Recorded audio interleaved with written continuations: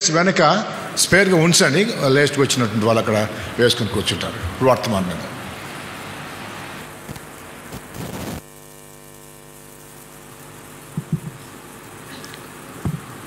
అపోస్తుల కార్యాలు 16వ అధ్యాయం.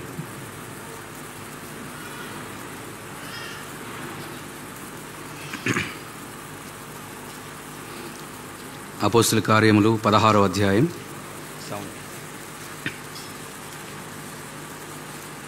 19వ వచనం నుండి 34వ వచనం వరకు.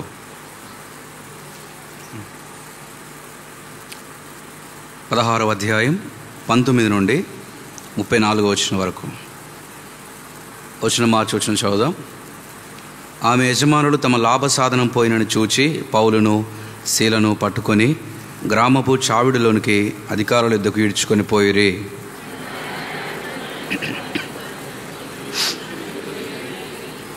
రోమీలమైన మనము అంగీకరించుటకైనను చేయుటకైనను కూడని ఆచారములు ప్రచురించుచు మన పట్టణము గలిబిలి చేయుచున్నారని చెప్పిరి.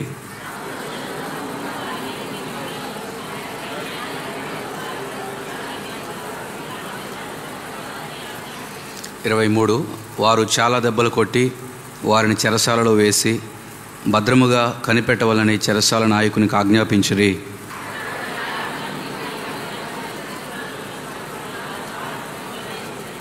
అయితే మధ్యరాత్రి వేళ పౌలును శీలయు దేవునికి ప్రార్థించుచు కీర్తనలు పాడుచునుండిరి, ఖైదీలు వినుచుండిరి. అందరు చదవండి బ్రదర్స్ కూడా.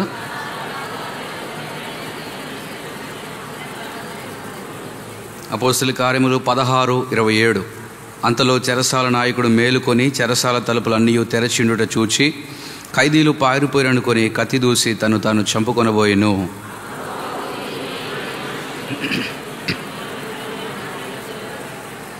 అతడు దీపము తెమ్మని చెప్పి లోపలికి వచ్చి వణకుచు పౌలుకును శీలకును సాగిలపడి,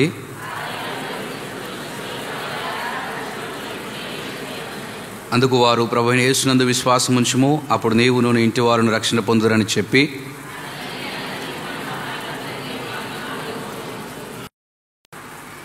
రాత్రి ఆగడిలోనే అతడు వారిని తీసుకుని వచ్చి వారి గాయములు కడిగెను.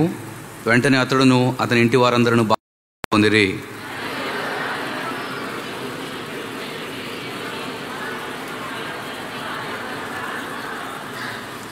ప్రార్థన చేసుకుందాం.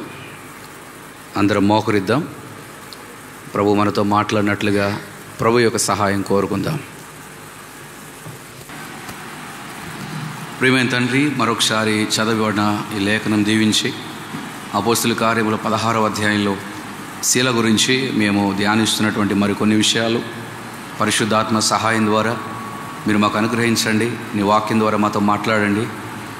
దేవ, మాకు అవసరమైనటువంటి విషయాలు మేము నేర్చుకొని తద్వారా ఆత్మీయంగా మేలు పొందడానికి, బలపరచబడానికి, స్థిరపరచబడానికి, ఆదరించబడానికి సహాయం చేయండి.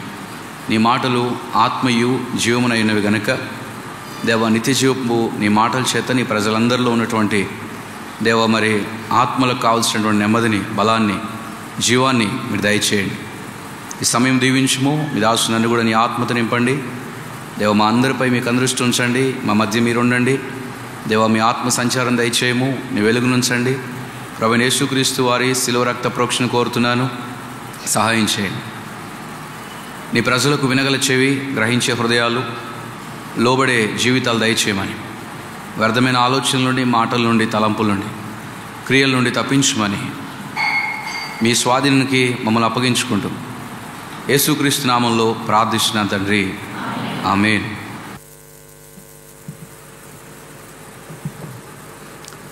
మరొకసారి యేసుక్రీస్తు నామం పేరట చేరవచ్చిన మీ అందరికీ శుభములు తెలియపరుస్తున్నాను. అపోస్తుల కార్యములు 15వ అధ్యాయంలో శీల గురించి మనం జ్ఞాపకం చేసుకుంటున్నాం. ఏ రీతిగా తాను సహోదరులు ముఖ్యుడిగా ఉండి ఒక పరిచర్య కొరకై పని నిమిత్తమై ఎన్నుకోబడ్డాడో, అలాగే స్థితిలో ఉండి ఇతరులను ఏ రీతిగా ఆదరించి స్థిరపరుస్తున్నాడో, అంతేకాకుండా 40-41 వచనాల ప్రకారం మరి తనకున్నటువంటి అవకాశాలు, సౌకర్యాలు అన్నీ విడిచిపెట్టి పౌలుతో కలిసి పరిచర్య చేయడానికి తనను తాను అప్పగించుకున్నటువంటి విధానాన్ని మనం గమనించాం. తిరిగి అపోస్తుల కార్యాలు 16వ అధ్యాయంలో ఈ 2వ బైబిల్ స్టడీగా శీల యొక్క జీవితాన్ని మనం జ్ఞాపకం చేసుకుంటే 16వ అధ్యాయంలో ఇప్పుడు పౌలు, శీల వారితో కలిసి ఇంకొక వ్యక్తి తిమోతి కూడా జతపరచబడ్డారు. ముగ్గురు కలిసి దెర్బే అనే ప్రాంతం నుండి బయలుదేరి వివిధ ప్రాంతాలకు వెళ్తూ ఉన్నారు. వెళ్తూ ఉన్నప్పుడు ఆసియా ఖండానికి రావాలని, ఆసియాలో కూడా దేవుని యొక్క వాక్యం అందించాలని పౌలు ప్రయత్నం చేసినప్పుడు పరిశుద్ధాత్ముడు వెళ్ళనీయలేదు. సరే, పరిశుద్ధాత్ముడు మనకి అనుమతి ఇవ్వట్లేదని చెప్పి అక్కడి నుంచి ఇంకొక ప్రాంతానికి వెళ్దామని బితూనియా అనే ప్రాంతానికి వెళ్ళడానికి ప్రయత్నం చేశారు 6వ వచనంలో. అయితే రాయబడిన 7వ వచనంలో యేసు యొక్క ఆత్మ అక్కడికి కూడా వారిని వెళ్ళనీయలేదు. కాబట్టి ఆసియాకు వెళ్దామంటే ఆసియాకు అనుమతి రాలేదు, బితూనియా ప్రాంతానికి వెళ్దామంటే అక్కడ కూడా ప్రభు ఒప్పుకోవట్లేదు. మరి ఏంటా అనే ఒక ఆలోచనలో ఉండి వారు ఆ రాత్రి వేళ ఒక ప్రాంతానికి వచ్చి పండుకొని ఉన్నప్పుడు రాత్రి వేళ ఒక దర్శనం వచ్చింది పౌలుకి. ఏంటంటే మాసిదోనియా అనే ప్రాంతం నుంచి ఒక వ్యక్తి పౌలు దగ్గరకు వచ్చి మాకు సహాయం చేయండి అని వేడుకుంటున్నట్లుగా ఒక దర్శనం వచ్చింది. అప్పుడు పౌలు గ్రహించాడు ఏంటంటే మాసిదోనియా ప్రాంతానికి వెళ్ళలేమో, అక్కడ సువార్త అందించాలేమో, అక్కడ మేము పరిచర్య చేయలేమో, అందుకొరకే ఆసియాకు బితూనియాకు దేవుని యొక్క ఆత్మ మమ్మలను వెళ్ళనివ్వలేదు అని చెప్పి గ్రహించి అప్పుడు వెంటనే మాసిదోనియాకు వెళ్దాం అని నిర్ణయం తీసుకుంటారు. చెప్పండి, పౌలుతో ఎవరున్నారు? ఇప్పుడు శీల ఉన్నాడు. చెప్పండి, పౌలుతో ఎవరున్నారు? శీల ఉన్నాడు. ఇప్పుడు ఈ శీల, పౌలు ఇద్దరు కలిసి మాసిదోనియా ప్రాంతానికి వెళ్ళాలని చెప్పి ప్రయాణం చేసి చేసి చేసి ఆ దినాల్లో మాసిదోనియా ప్రాంతానికి ముఖ్య పట్టణంగా ఉన్నటువంటి ఫిలిప్పి అనే ప్రాంతానికి వాళ్ళు వచ్చారు. ఈ మాటలు 16వ అధ్యాయం 11, 12 వచనాలు రాయబడింది. అపోస్తల కార్యాలు 16వ అధ్యాయంలో 10, 11, 12 వచనాల ప్రకారం ఫిలిప్పి అనే ప్రాంతం ఎట్లాంటిదంటే 12వ వచనంలో మాసిదోనియా దేశంలో ఆ ప్రాంతానికి అది ముఖ్య పట్టణం, రోమీల ప్రవాస స్థానముగా ఉంది.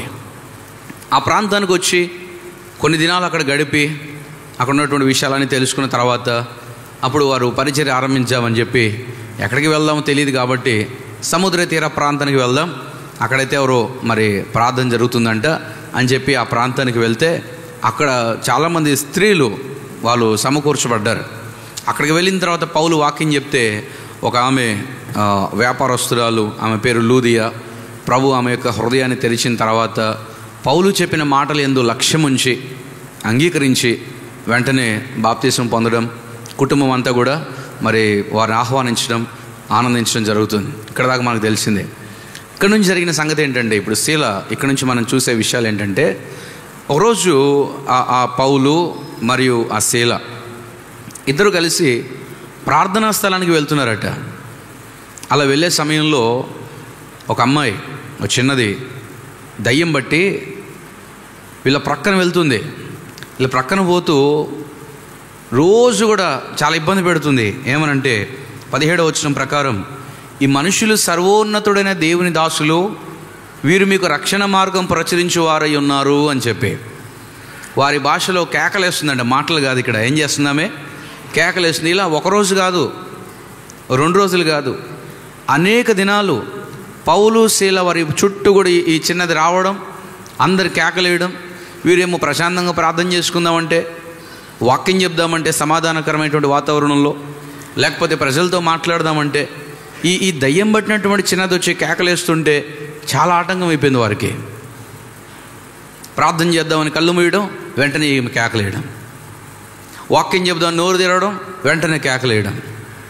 ఎవరితోనే మాట్లాడదామని చెప్పి వెళ్ళడం, అక్కడికి ఆ మార్గం అంతా కూడా కేకలేసుకుంటూ తిరగడం. రాయబడింది పౌలు వ్యాకుల పడ్డాడంట ఆ సమయంలో. అంటే ఏడ్చాడు, ఏంటి ప్రభా మాకు ఈ పరిస్థితి, సువార్త చెప్దామని వస్తే, ప్రార్థన చేద్దామని వస్తే, వాక్యం చెప్దామని వస్తే దయ్యం బట్టి చిన్నది వచ్చి ఏం చేస్తుంది, కేకలేస్తుంది. మాకు ఎక్కడుంది సమాధానం, ఎట్లా ఉంది మాకు నెమ్మది, ఎట్లా దొరుకుతుంది మాకు అని చెప్పి ఏడ్చి లాభం లేదని చెప్పి గట్టిగా ఆమె వైపు తిరిగి అన్నాడట, యేసుక్రీస్తు నామమున ఈమెను వదిలిపోని దయ్యానికి ఆజ్ఞాపించాడట. ఆజ్ఞాపించగానే దయ్యం పోయింది బయటికి. చిన్నది మంచి ఆరోగ్యంతో అయిపోయింది. ఇప్పుడు చెప్పండి, ఒక వ్యక్తి బాగుపడిందంటే ఊరోళ్ళు ఇంటి వాళ్ళు సంతోషించాలా లేకపోతే ఏడవాలా? సంతోషించాలి.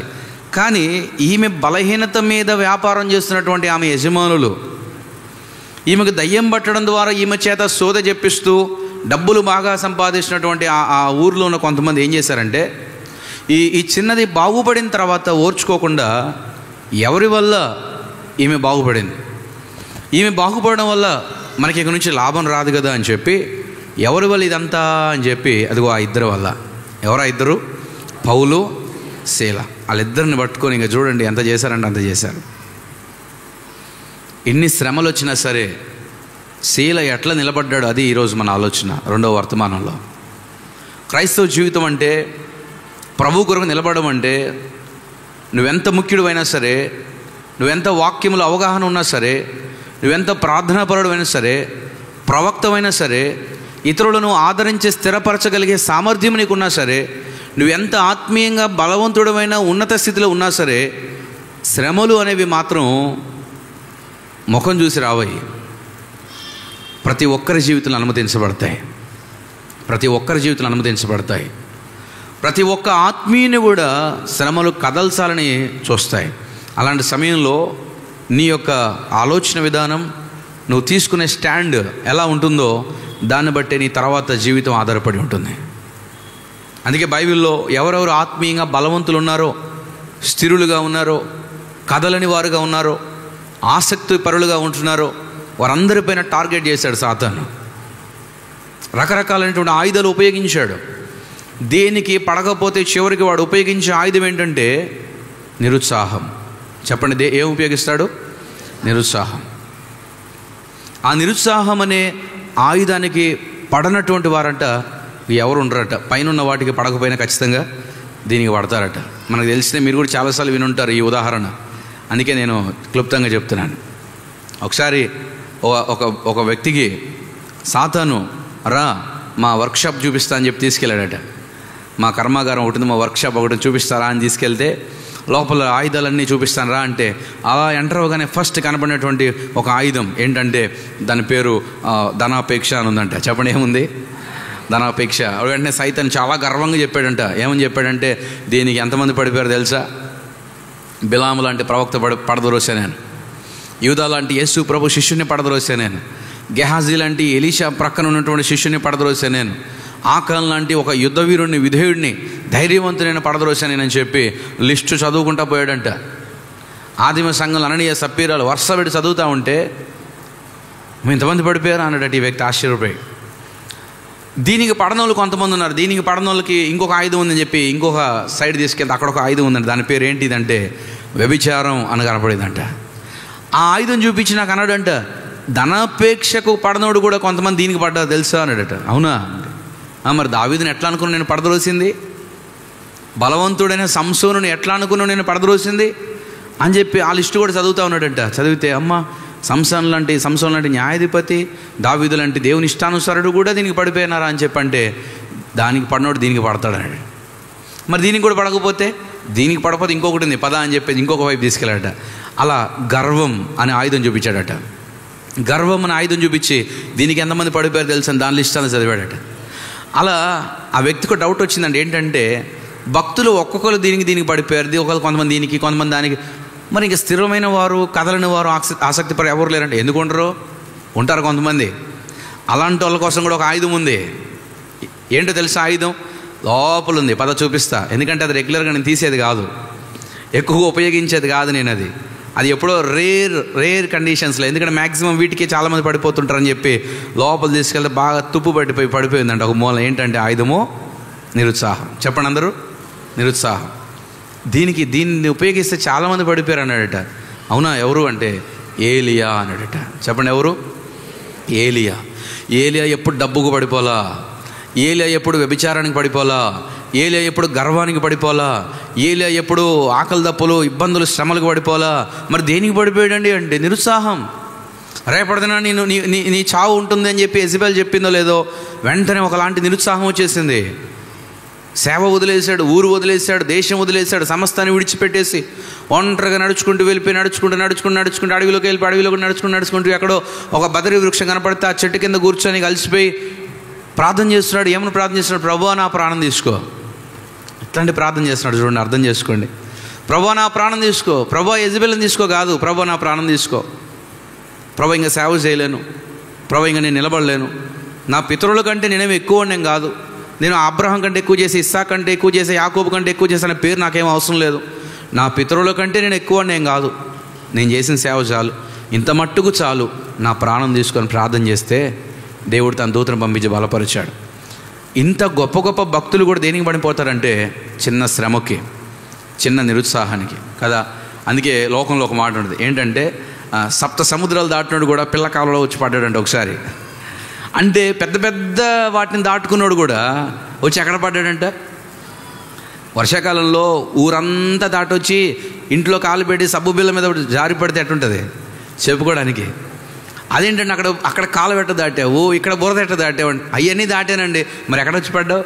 ఇంట్లో చిన్న సబ్బు బిల్ల ఉంది, దాని మీద చూడలేదు, కాలు వేయటాను అంతే, నడువు విరిగిపోయిందంటే ఎంత ఘోరంగా ఉంటుంది కదా, చెప్పుకోవడానికి కూడా దారుణంగా బాధాకరంగా ఉంటుంది.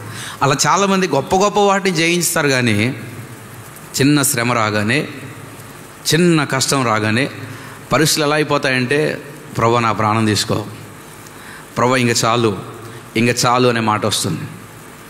కానీ శీల నుంచి మనం నేర్చుకుని ఈరోజు రెండవ మాట ఏంటంటే, ఎంత శ్రమ వచ్చినా సరే శ్రమలో కూడా దేవుని ఉద్దేశం మీద ఉంటుందని చెప్పి గ్రహించి నిలబడి చివరికి తను ఒక గొప్ప సాక్షిగా వాడబడ్డాడు. ఈ భాగం నుంచి కూడా మనం క్లుప్తంగా 3 విషయాలు చూద్దాం. మొట్టమొదటిగా అపోస్తుల కార్యాలు చదవండి, 16వ అధ్యాయం 19వ వచనం. అపోస్తుల కార్యములు 16:19. ఆమె యజమానులు తమ లాభ సాధనము పోయినని చూచి పౌలును శీలను పట్టుకొని గ్రామపు చావడిలోనికి అధికారుల యొద్దకు ఈడ్చుకొని పోయిరి. 19వ వచనం నుండి 24వ వచనం వరకు ఈ భాగం అంతటికి మనం ఒక పేరు పెట్టుకుంటే స్టెడ్ ఫాస్ట్ ఇన్ సఫరింగ్, శ్రమంలో కూడా స్థిరంగా ఉన్నటువంటి వాడు శీల. He was steadfast in suffering. ఎదురైనటువంటి శ్రమలో తను స్థిరంగా నిలబడ్డాడు. ఎలాంటి శ్రమ అంటే, జాగ్రత్తగా వాక్యం వినండి, అర్థం చేసుకుందాం. కొన్నిసార్లు దేవుని చిత్తానుసారంగా నువ్వు నడుస్తుంటే కూడా నీ జీవితంలో శ్రమలు వస్తాయి. కొన్నిసార్లు దేవుని చిత్తానికి నువ్వు లోబడినా సరే నీ జీవితంలో శ్రమ వస్తుంది. నేను ఆరంభంలోనే చెప్పాను, ఆసియాకి వెళ్ళాలనుకుంటే పరిశుద్ధాత్మ వెళ్ళనివ్వలేదు. 5వ వచనం ప్రకారం వెళ్ళకుండా లోబడ్డారు కాబట్టి అక్కడే ఉండిపోయారు. పోనీ బితూనియా అనే ప్రాంతానికి వెళ్దామంటే 6-7 వచనాల ప్రకారం యేసు యొక్క ఆత్మ వెళ్ళనివ్వలేదని రాయబడింది. లోబడలేదా? అక్కడ కూడా విధేయత చూపించి బితూనియాకు పోలేదు.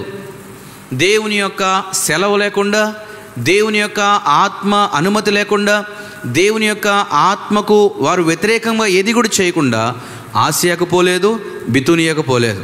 ఎక్కడున్నారో అక్కడ ఉన్నారు. ప్రభువా మేము ఎక్కడికి వెళ్ళాలో మాకు చూపి, మరి నువ్వు ఏ మార్గం చూపిస్తే ఆ మార్గానికి వెళ్తాం, నువ్వు ఎక్కడ వాక్యం చెప్పమంటే అక్కడ చెప్తాం.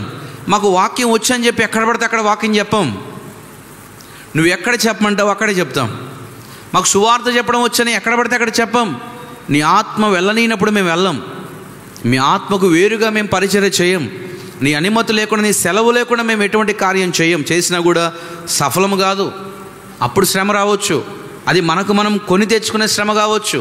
కానీ ఇప్పుడు మేము ఎట్లా ఉన్నామంటే, నువ్వేం చెప్తావో దాని ప్రకారం మేము చేస్తాం. చెప్పు ప్రభువా ఏం చేయాలి? ప్రభువా రాత్రి దర్శనం ఇచ్చాడు, మీరు మాసిదోనియాకి వెళ్ళాలి. అక్కడ ఒక వ్యక్తి ఎదురు చూస్తున్నాడు. దేని కొరకు? వచ్చి మాకు సహాయం చేయమని, వాక్యం కొరకు, ఆత్మీయ జీవితం కొరకు. వారు కూడా రక్షించబడాలని ఆశ ఉంది, కానీ చెప్పేవారు లేరు, ప్రకటించేవారు లేరు, ప్రార్థించేవారు లేరు, సహాయం చేసేవారు ఎవరు లేరు. మీ ఇద్దరు బయలుదేరి మాసిదోనియాకి వెళ్ళాలని చెప్తే దేవుని యొక్క ఆదేశానికి లోబడి, దేవుని యొక్క ఆత్మ యొక్క ఆ ఆలోచనకు లోబడి బయలుదేరి వెళ్ళారు పౌలు మరియు శీల. వెళ్ళిన దగ్గర నుండి ఏం జరిగిందంటే, వెళ్ళడం లూది అనే స్త్రీ మారు మనసు పొందింది. చాలా సంతోషం అనిపించింది. దేవుడు మాతో ఉన్నాడు, దేవుడు ఒక కుటుంబాన్ని రక్షించాడు, దేవుడు మా ద్వారా కార్యాలు చేస్తున్నాడు అని. ఎంతోసేపు నిలవలేదు ఆ సంతోషం. ఈ పుతూన్ అనే దయ్యం పట్టినటువంటి ఒక చిన్నది వారి వెంట తిరుగుతూ కేకలేస్తూ ఉంటే ఎంత అభ్యంతరపరుస్తుంది. ప్రశాంతంగా ఇక్కడికి వస్తున్నా, నేను వస్తుంటే నా పక్కన ఒక చిన్నది దయ్యం బట్టి వచ్చాడండి సేవకుడు అని పదే పదే వాగుతూ ఉంటే నాకు ఎట్లా ఉంటుంది? సైలెంట్గా ఉండు అని అనిపించింది. అనిపిదా? నువ్వు మాట్లాడుకుండా ఉండు, నువ్వెందుకు నా చుట్టూ కేకలేస్తున్నావు? నాకెంత బాధగా ఉంటుంది, నాకెంత వ్యాకులతగా ఉంటుంది. అలాంటి కండిషన్లో పౌలు శీల వెళ్ళారు. వెళ్ళిన తర్వాత వాళ్ళు అన్నారు ఒకటే మాట, యేసుక్రీస్తు నామమున వెళ్ళు అని. ఆ సమయంలో వాళ్ళ ఆలోచన ఏంటంటే ఒకటే, ఈ దయ్యము నుండి ఈ అమ్మాయిని విడిపిస్తే ఈ చిన్నది జీవితం బాగుపడుతూ ప్రభు దగ్గరకు వస్తుంది కదా అని. కానీ మన ఆలోచనలు వేరు, అక్కడ జరిగే ఆలోచనలు వేరు. మనమేమో మంచికి పోయాం. మన దేనికి పోయాం? మంచికి పోయాం. అమ్మాయి బాగుపడుతుంది కదా అని, దయ్యము నుండి విడుదల వస్తుంది కదా అని చెప్పి ఈ కేకలేసేది, రోడ్లు ఎమ్మడి తిరిగేది, కేకలేసేది, ఇతరులను బాధ పెట్టేది, వ్యాకులు పెట్టేది, ఇదేం ఉండదు కదా అని చెప్పేసి మంచి చేద్దామని చెప్పి యేసుక్రీస్తు నామం పేరిట కార్యం చేస్తే చేసినందుకు తిప్పలు మొదలుపడ్డాయి. ఇప్పుడు ఏంటో తెలుసా? ఆమెనే లాభసాధనంగా నమ్ముకొని వ్యాపారం చేస్తున్న కొంతమంది తప్పుడు సాక్ష్యాలు మోపుతూ వీళ్ళిద్దరిని పట్టుకొని ఈడ్చుకుంటూ పోయారంట. ఎట్లా తీసుకెళ్లారట చెప్పండి ఒకసారి, ఎట్లా తీసుకెళ్లారు? ఈడ్చుకుంటూ గ్రామపు చావడిలో అధికారుల దగ్గర నిలబెట్టి చెప్పిన మాటలు ఏంటంటే, వీళ్ళిద్దరూ పౌలు మరియు శీల, వీళ్ళిద్దరూ యూదులైన వీరు రోమియులమైనటువంటి మన దగ్గరకు వచ్చి మనం చేయకూడని, మనకు చెప్పకూడని విషయాలను చెప్పి పట్టణమంతటిని గలిబిలి చేస్తున్నారు, గందరగోళం చేస్తున్నారని చెప్తే ఈ అధికారులు ముందు వెనక ఆలోచించకుండా చేశారా లేదా అంటే ఏం చెప్తారు? ఊరు మొత్తం సాక్ష్యం చెప్తుంటే వెంటనే చేశారని అందరూ సాక్ష్యం చెప్తుంటే అప్పుడు అధికారులు చెప్పిన మాట ఒకటే, ఏంటంటే వీళ్ళిద్దరిని తీసుకువెళ్ళి దెబ్బలు కొట్టి ఆ తర్వాత చెరసాల్లో వేయండి, లోపల చెరసాల్లో వేయండి. అంటే ఇప్పుడు ఏమొచ్చింది తీర్పు? మాసీదునేకపోయినందుకు చెప్పండి. ఒక చిన్నదాన్ని బాగు చేసినందుకు ఏమొచ్చింది? ఓ మంచి పని చేసినందుకు ఏమొచ్చింది? సువార్త కోసం పోయినందుకు ఏమొస్తుంది? గమనించాలి, దేవుని చిత్తానికి లోబడి, దేవుని ఆత్మ యొక్క ఆజ్ఞకు లోబడి పోయినందుకు ఏమెదురైందంటే శ్రమ. చెప్పండి, అందరూ ఏమెదురైంది? శ్రమ. మీరు కూడా అనుకోవచ్చు చాలాసార్లు, మేము దేవుని యొక్క చిత్తం కనిపెట్టే ముందుకు వెళ్ళామండి, ఎందుకు ఇట్లా నష్టం జరిగింది అర్థం కావట్లేదు. మేము ప్రార్థన చేసుకునే మొదలు పెట్టామండి, కానీ ఎందుకు ఇట్లా నష్టం జరిగింది అర్థం కావట్లేదు. ఈ విషయంలో ఎన్నో సంవత్సరాలు కనిపెట్టి మేము ఈ పని మొదలు పెట్టామండి, కానీ ఎందుకు ఇట్లా జరిగింది అర్థం కావట్లేదు.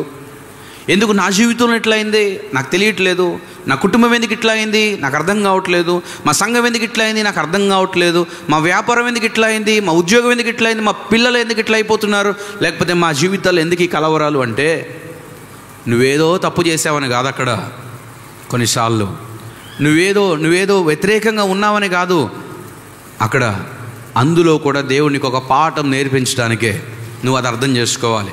నువ్వు నిజంగా దేవుని ప్రేమించే వ్యక్తివైతే, దేవుని సంకల్పం చొప్పున పిలువబడుతున్న వ్యక్తివైతే, దేవుని చిత్తానుసారంగా నడుచుకునే వ్యక్తివైతే నీ జీవితంలో కొన్నిసార్లు శ్రమలు సంభవించవచ్చు, అవి మించిన శ్రమలు అవ్వచ్చు. ఈడ్చుకొని పోబడుతున్నావేమో, దానివల్ల నీ మీద అనేకులు తప్పుడు సాక్ష్యాలు మోపుతున్నారేమో, దానివల్ల బెత్తముతో చాలా దెబ్బలు నువ్వు పడుతున్నావేమో, లేకపోతే లోపల చెరసాల్లోకి చీకట్లో బంధించబడుతున్నావేమో, కాళ్ళకు బొండ వేసి బిగిస్తున్నారేమో, అనగా నీ కాలు కదల్చడానికి కూడా నీకు స్థలం లేదు, కాలు కదల్చడానికి నీకు అవకాశం లేదు. అంత భయంకరమైనటువంటి శ్రమలు పరిస్థితులు నీ జీవితంలో వస్తుంటే నువ్వు అనుకోవద్దు, ఏమని తెలుసా, నేను ఏదో తప్పు చేశాను అని. నువ్వు దేవుని ప్రేమించే వ్యక్తివైతే, దేవుని సంకల్పం చొప్పున నడుచుకునే వ్యక్తివైతే అవన్నిటిని కూడా దేవుడు ఎలా మారుస్తాడట? రోమా 8:28 ప్రకారం మేలు కలగడానికే సమస్తాన్ని సమకూర్చి జరిగిస్తాడు దేవుడు. మూల భాషలో రాయబడింది కింద, మేలు కలుగుటకై దేవుడు సమస్తమును జరిగించుచున్నాడు. ఎవరు చేస్తున్నాడట? ఇప్పుడు నువ్వు మాత్రం ఎన్ని శ్రమలు వచ్చినా ఇబ్బందులు వచ్చినా గుర్తుపెట్టుకోవాలి, జాగ్రత్త వాక్యం వినాలి, తలపైకెత్తి వాక్యం వినాలి. నీ జీవితంలో ఈడ్చుకొని పోబడుతున్నావేమో కొన్ని విషయాలను బట్టి, నీ జీవితంలో కొన్నిసార్లు మంచి చేసినందుకు కీడు ఎదురవుతుందేమో, అవమానం ఎదురవుతుందేమో, నీ జీవితంలో చేయని తప్పుకి శిక్ష అనుభవిస్తున్నావేమో, ఇంకొకరి జీవితంలో సంతోషం నింపినందుకు నీ జీవితంలో ఇప్పుడు దుఃఖంతో నింపబడుతున్నావేమో, ఇంకొక వ్యక్తిని అపవిత్రాత్మ అనే బంధకాల నుంచి విడిపించినందుకు నీ జీవితంలో ఇప్పుడు నీవు బంధకాల్లోకి వెళ్ళిపోతున్నావేమో. నీ జీవితంలో ఏదో మేలు చేయాలని ఎక్కడి నుంచో నువ్వు బయలుదేరి వస్తే చివరికి తెలియకుండా అన్యాయంగా ఇరికించబడ్డావేమో. వాక్యం చెప్తుంది, నువ్వు కలవరపడవద్దు. నీ శ్రమలో కూడా నీ దేవుడు నిన్ను విడిచిపెట్టేవాడు కాదు. నువ్వు దేవుని ప్రేమించే వ్యక్తి అయితే నీకోసం దేవుడు సమస్తాన్ని మేలుకరంగా మార్చగలడు. జరిగిస్తున్నాడు, అక్కడ సమస్తాన్ని సమకూర్చి జరిగిస్తున్నాడు. ఆ టైం అయ్యే వరకు నువ్వు కొంచెం ఓపికతో ఎదురు చూడు. శీల అంటే అది అర్థం అదే, wood or forest. It symbolising stability or endurance. స్థిరత్వము లేకపోతే ఓర్పును సూచిస్తుంది శీల అనే మాట. శ్రమలు వచ్చాయా? కలవరపడుతున్నావా? చీకట్లో ఉన్నావా? కాలు కదలలేని పరిస్థితిలో ఉంటున్నావా? ముఖం ఎవరికి చూపించలేని పరిస్థితిలో ఉంటున్నావా? నువ్వు మంచి చేసినందుకు ఇవన్నీ అనుభవాలు ఎదురవుతున్నాయా? శీల ఏం చెప్తున్నాడో తెలుసా? నేనేమి కంగారు పడలేదు, పట్టణము గలిబిలి చేయలేదు, అదే నన్ను గలిబిలి చేసింది. నేను ఎవరి జీవితాన్ని నష్టం చేయలేదు, కానీ నా జీవితం ఈరోజు నష్టాలకు వెళ్ళిపోయింది. నేను ఎవరిని ఇబ్బందులు పాలు చేయలేదు, కానీ నేనే ఇప్పుడు శ్రమలు అనుభవిస్తున్నాను. నేను ఎప్పుడు ఎవరిని దుఃఖపెట్టలేదు, కానీ నా జీవితం ఇప్పుడు దుఃఖంలో ఉంది. నేను ఎవరికి కూడా బాధ కలిగించలేదు, కానీ ఇప్పుడు నేను బాధల గుండా వెళ్ళాల్సి వస్తుంది. నేను అనేకులకు నడవడానికి మార్గం చూపించా, కానీ ఈరోజు నేను కదలడానికి మార్గం లేదు. అయినప్పటికీ కూడా నేను నా దేవుని విడిచిపెట్టలేదు. నా దేవుడు నమ్మదగినవాడు. అందరు చెప్పండి, దేవుడు ఎవరు? అందరు చెప్పాలి, దేవుడు ఎవరు? దేవుడు ఎవరు? దేవుడు నమ్మదగినవాడు. మనం దేవుని నమ్మాం. దేవుని నమ్మి మోసపోయిన వాడు ఎవడు లేడు భూమి మీద. దేవుని నమ్మడం ద్వారా దారి తప్పిపోయిన వాడు ఎవడు లేడు భూమి మీద. దేవుని నమ్మడం ద్వారా అయ్యో అనవసరంగా నమ్మానే అని చెప్పే సాక్ష్యం ఎవరు చెప్పలేదు ఇంతవరకు. దేవుని నమ్మిన వాడు ఎప్పుడు తప్పిపోడు. దేవుని ఎందుకు విశ్వాసం ఇచ్చిన వాడు ఎప్పుడు సిగ్గుపరచబడ్డు. దేవుని కొరకు కనిపెట్టుకునేవారు ఎప్పుడు కూడా సిగ్గుపరచబడరు. గుర్తుపెట్టుకోవాలి, దేవునిపై విశ్వాసం ఉన్నటువంటి వ్యక్తి ఎప్పుడు కూడా కలవరపరచబడినీడు దేవుడు ఆ వ్యక్తిని. నువ్వు కొంచెం శ్రమలు గుండా వెళ్తున్నావేమో, కలిసి రావట్లేదేమో, ఇబ్బందులు పాలవుతున్నావేమో, దేవుని చిత్తానుసారంగా వెళ్తున్నా సరే ఇబ్బందులు గుండా వెళ్తున్నావేమో, అయినా కూడా కంగారు పడద్దు. శ్రమలు కూడా నీ మంచి కోసమే. శోధన సహించేవాడు ధన్యుడట. ప్రభు తన్ను ప్రేమించే వారికి తను వాగ్దానం చేసినటువంటి జీవకిరీటం ఆ వ్యక్తికి దేవుడు ఇస్తాడు. యాకోబు పత్రిక 1వ అధ్యాయం 12వ వచనం ప్రకారం నువ్వు ఆ శోధన తట్టుకుంటే, నువ్వు ఆ శ్రమను సహిస్తే, నువ్వు కనుక నిలబడినట్లయితే, పడిపోకుండా స్థిరంగా కదలని వ్యక్తిగా ఆసక్తిపరునిగా నువ్వు ఉన్నట్లయితే, దేవుడు నీకు ఒక వాగ్దానం, నేను నీకు జీవకిరీటం ఇస్తా. దేవుని ఆశీర్వాదం, దేవుని వాగ్దానం, దేవుని బహుమానం పొందాలంటే నువ్వు నేర్చుకోవాల్సిన మొదటి మెట్టు సహించుకోవడం. చెప్పండి అందరూ, ఏం చేయాలట? సహించుకోవాలి. సహించుకో. ఒకసారి ఒక వృద్ధుడు రోడ్డు మీద వెళ్తూ ఉన్నాడు. చీకట్లో ఆకలి అవుతుంది, ఎవరు చేర్చుకోలేని పరిస్థితి. చాలా దూరం ఇంకా వెళ్ళాలి ఆ వ్యక్తి. కనప్పటికీ చాలా చీకటి పడింది, ఆకలి అవుతుంది, ఏం చేయాలో తెలియక ఒక తలుపు కొట్టాడు. అయ్యా కొంచెం ఆహారం ఇస్తారా, ఈ రాత్రికి ఏమైనా చేర్చుకుంటారా అంటే వాళ్ళ అవకాశం ఇవ్వలేదు. ఆ వ్యక్తి అక్కడి నుంచి ముందుకెళ్ళాడు. ఇంకొక ఇంటి దగ్గరికి వెళ్తే వాళ్ళు కూడా అట్లాగే. చివరికి ఒక క్రైస్తవుడు ఉన్నాడు. ఆ వ్యక్తి తలుపు కొడితే ఓపెన్ చేశాడు. చేసిన తర్వాత అయ్యా ఆకలి అవుతుంది, ఆహారం పెడతారంటే, ఈ రాత్రి చేర్చుకుంటారా అంటే ఆ వ్యక్తి సరే అని చెప్పేసి ఇంత చలిలో ఇంత చీకట్లో ఎక్కడి నుంచి వస్తున్నారు ఏంటి అని ఆహారం పెట్టి మాట్లాడి బయట కూర్చొని చలిమంట వేసి దాని దగ్గర కూర్చోబెట్టి, ఆ వృద్ధుడు వణుకుతుంటే కూర్చోబెట్టి ఈ వ్యక్తి కూడా కూర్చొని మంచిగా ఆహారం ఇచ్చి ఆ తర్వాత పాలు ఇచ్చి ఆ తర్వాత కూర్చొని మాట్లాడుతుంటే ఆ వృద్ధుడు అన్నాడు, చాలామంది నన్ను చేర్చుకోలేదు, చాలామంది నన్ను లేదు పో వెళ్ళిపో అన్నారు, మీరు చేర్చు ఎంత మంచోళ్ళయ్యా మీరు, అయ్యా ఏం చేస్తుంటారు మీరు అంటే ఆ వ్యక్తి అన్నాడట, నేను ఒక పాస్టర్ అన్నాడట. చెప్పండి ఏమన్నాడు? నేను ఒక పాస్టర్ అంటే, అవునా, చూస్తేనేమో 30-40 సంవత్సరాల లాగా ఉన్నాయి, మంచి చదువుకోవచ్చుగా, ఉద్యోగం చేసుకోవచ్చుగా, యేసుప్రభు అంటావు, యేసుప్రభు నమ్ముకుని అంటున్నావు, సేవ అంటున్నావు, ఎందుకు నీకు ఈ కర్మ అన్నాడట. అంటే ఈ వ్యక్తి చెప్పాడట ఏంటంటే, ఇది నాకు కర్మ కాదు, ఇది నాకెంతో ఆశీర్వాదం, ఇది ఎంతో నాకు ధన్యత. ఏంటి అంటే నేను ప్రభువుని తెలుసుకున్నాను, ప్రభు యొక్క సత్యం ఏంటి తెలుసుకున్నాను, కాబట్టి ప్రభు కొరకు జీవించాలి, ప్రభుని గురించి పరిచయం చేయాలి, ప్రకటించాలి, అనేకులను ప్రభు దగ్గర నడిపించాలని అనుకున్నా నేను అని చెప్పి, మరి మీరు కూడా ప్రభుని తెలుసుకునే సువార్త చెప్తుంటే ఆ వృద్ధుడు అన్నాడట, అయ్యా చాలు ఆపు అన్నాడట. చాలు ఆపు, ఆయన గురించి మాకేం చెప్పొద్దు, మాకు తెలుసులే, ఏదో అన్నం పెట్టావు పాలు ఇచ్చావని చెప్పేసి కడుపు నింపావని నువ్వేం చెప్పావు వింటాను అనుకుంటావేమో అనేసరికి ఈ వ్యక్తి చాలా బాధ అయిందంట. అయ్యా, నేనేదో ఆహారం పెట్టానని కాదు, పాలు ఇచ్చానని కాదు, ఆశ్రయం ఇచ్చానని కాదు, మీ మంచి కోరి చెప్తున్నాను, యేసుక్రీస్తు ప్రభువారు అని సాక్ష్యం చెప్తూ సువార్త చెప్తూ ఉంటే ఆ వృద్ధుడు అన్నాడట, ఏయ్ ఆపమన్నానా, ఆపు, ఊరిగా యేసు యేసు యేసు అంటావు, చెప్పకు, నీకంటే బుద్ధి లేదు, నీకంటే బుద్ధి లేక ఈ పని చేస్తున్నావు, నాకు బుద్ధి ఉంది, నాకు జ్ఞానం ఉంది, నీలాంటి అమాయకుడిని కాదు, నీలాంటి తెలివి తక్కువని కాదని తిట్టడం మొదలుపెట్టాడట. ఆ తిట్లినాక పాస్టర్ గారు కోపం వచ్చి ఏమన్నా తెలుసా, ఏయ్ ముసలాడా లేరా పైకి అన్నట్టు అనేటప్పటికి ఆ షాక్ అయిపోయాడంట వృద్ధుడు. షాక్ అయ్యి, ఏంటి అట్ట మాట్లాడుతున్నావు, నువ్వు పాస్టర్ అన్నావు, కోపం అవుతుంది నీకు. పాస్టర్ కోపం రాదు, మనిషి కాదా, మామూలు పాస్టర్ కోపం రాదు, నీ మాటలు నాకు కోపం వచ్చింది. ఇప్పుడు ఏంటి మరి, ఏం లేదు, అర్జెంట్కి ఇక్కడ నుంచి వెళ్ళిపోను అన్నాడట. అర్జెంట్కి ఇక్కడ నుంచి వెళ్ళిపో, లేత కొట్టేస్తాను నేను అన్నాడట. ముసలాడికి ఏం చేయాలి తెలియక లేచి బయటికి వెళ్ళిపోయాడట. వెళ్ళిపోయి చల్లు వణుకుంటూ వెళ్ళిపోతే ఈ పాస్టర్ అనుకున్నాడా, తెక్క కుదిరింది వీడికి, లేకపోతే ఇంటికి తీసుకొచ్చి ఆహారం ఇచ్చి ఆశ్రయం ఇచ్చి పాలు ఇచ్చి మాటలు చెప్తా ఉంటే నన్నే తెక్కలేదు, తెలివి తక్కువడు బుద్ధి లేనివాడు అని ఇదని చెప్పి తిడతా ఉన్నాడు. ఇప్పుడు ఎట్లా ఉంటాడు బయట, ఇప్పుడు తెలుసుద్ది సైలెంట్ ఏంటో, ఇప్పుడు తెలుసుద్ది ఆడికి అని చెప్పేసి తిట్టుకుంటా ఉంటే లోపలికి వచ్చి ప్రార్థన చేసుకొని పడుకున్నాక ఆ రాత్రి ప్రభువు మాట్లాడుతున్నాడట. ఏమన్నా తెలుసా, ఇందాక ఏం చేసావు అన్నాడట. ఇందాక ఏం చేసావంటే, ప్రభా ఇట్లా చేశాను. ఎందుకు చేసావంటే, ఆడన్న మాటలు నీకు తెలియదా ప్రభా, ఏమన్నాడు తెలుసా ప్రభు, నిన్ను కూడా అన్నాడు ప్రభు, నన్ను అంటే అన్నాడు, నిన్ను అనేసరికి నాకు కోపం వచ్చింది ప్రభు అంటే. లేదు ఆయనకి ఎన్ని సంవత్సరాలు తెలుసా, ఎన్ని ప్రభు, 70. అయితే ఓర్చుకోవాలి ప్రభు అంటే. అప్పుడు యేసు ప్రభు ఒక మాట చెప్పారట ఆయనకి. ఏం చెప్పాడంటే, 70 సంవత్సరాలుగా నేను ఆ వ్యక్తిని ఓర్చుకుంటున్నాను, ఒక 7 నిమిషాలు నువ్వు ఓర్చుకోలేకపోయావా అన్నాడట.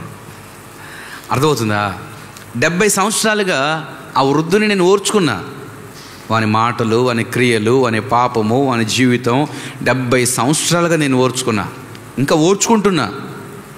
నువ్వు ఒక 7 నిమిషాలు ఓర్చుకోలేకపోయావు, 7 నిమిషాలు ఓర్చుకోలేకపోయావు. ఏది నీ సహనం అన్నాడట. ఏది నీ సహనం, నువ్వు కూడా కొంచెం అది నేర్చుకోవాలంటే ఆ రోజు ప్రభువా నన్ను క్షమించు అని చెప్పి ప్రభు దగ్గర ఏడ్చి క్షమాపణ అడిగి అప్పటి నుంచి సహనం అనేది నేర్చుకున్నాడట. సహనం అనేది నేర్చుకొని ఆ తర్వాత నుంచి ఎటువంటి శ్రమలు వచ్చినా, ఎటువంటి ఇబ్బందులు వచ్చినా ఒకటే నేర్చుకో, ఏంటో తెలుసా, suffering in Christ is not a punishment but it is a privilege అని. క్రీస్తు కొరకు శ్రమపడుట అనేది ఇట్స్ నాట్ ఎ పనిష్మెంట్, అది శిక్ష కాదు, అదేదో నాకు ఒక పనిష్మెంట్ కాదు, శిక్ష కాదు, అవమానం కాదు, but it is a privilege. ప్రభువు కొరకు శ్రమ పడడం, ప్రభువు కొరకు మాట పడడం, మళ్ళీ వాక్యంలోకి వస్తున్నా, ప్రభువు కొరకు ఏడవబడడం, ప్రభువు కొరకు అవమానాలు పొందడం, ప్రభువు కొరకు నువ్వు బెత్తములతో కొట్టబడడం, ప్రభువు కొరకు నువ్వు చెరసాల్లో వేయబడడం, ప్రభువు కొరకు కాళ్ళు బోండ వేసి బిగించబడడం, ప్రభువు కొరకు నువ్వు శ్రమలో వెళ్ళడం అనేది అది ప్రభు అనుమతించిన శిక్ష కాదు, ప్రభు పక్షంగా నువ్వు అనుభవిస్తున్నటువంటి ఒక ఆధిక్యత. మనం కూడా ఆలోచన చేయాలి. ప్రభు నీ కొరకు నమ్మకంగా ఉంటున్నందుకు, నీ మాటకు విధేయత కలిగి జీవిస్తున్నందుకు నాకెందుకు ఈ ఏడుపు, నాకెందుకు ఈ బాధలు, నాకెందుకు ఈ అవమానాలు, నా జీవితంలో ఎందుకు ఈ దుఃఖము, నా చుట్టూ ఎందుకు ఎవరు కూడా నన్ను అంగీకరించట్లేదు, నేను ఎందుకు తప్పుడు సాక్ష్యాల మీద నేను ఇట్లా బంధించబడుతున్నాను, ఎవరు నన్ను గుర్తించట్లేదే అంటే ప్రభు నీతో ఈ మధ్యాహ్న కాల వేళలో చెప్పే ఒక మాట ఏంటంటే, దాని వెనక ఒక ఉద్దేశం ఉంది అని. దాని వెనక ఒక ఉద్దేశం, అది ఇప్పుడు కాదు, కొద్ది రోజులు అవన్నీ తెలుస్తుంది. నా కొరకు నువ్వు శ్రమ పడుతున్నావు కదా, నువ్వు ఎక్కడున్నావో అక్కడ కూడా నువ్వు నా కోసం నమ్మకంగా ఉండవు, శ్రమలో కూడా నమ్మకంగా ఉండవు, శ్రమలో కూడా నా కొరకు నమ్మకంగా ఉండవు. చైనా దేశంలో ఒక దైవజనుడిని సువార్త ప్రకటించినందుకు అన్యాయంగా అవమానించి బెదిరించి చెరసాల్లో వేస్తే, చెరసాల్లో ఉండి కూడా తను ఏం చేశాడంటే సువార్త ప్రకటించాడు తోటి ఖైదీలందరికి కూడా. అక్కడ కూడా చాలామంది రక్షించాడు. ఎక్కడ వింటున్నారా? చెప్పండి, ఎక్కడ రక్షించాడు? చెరసాల్లో. చెరసాల్లో కూడా తోటి ఖైదీలు రక్షించి తను డైరీలో రాసుకున్న ఒక మాట ఏంటో తెలుసా? My prison is my pulpit అని రాసుకున్నాడండి. ఏమని రాసుకున్నాడు? My prison is my pulpit.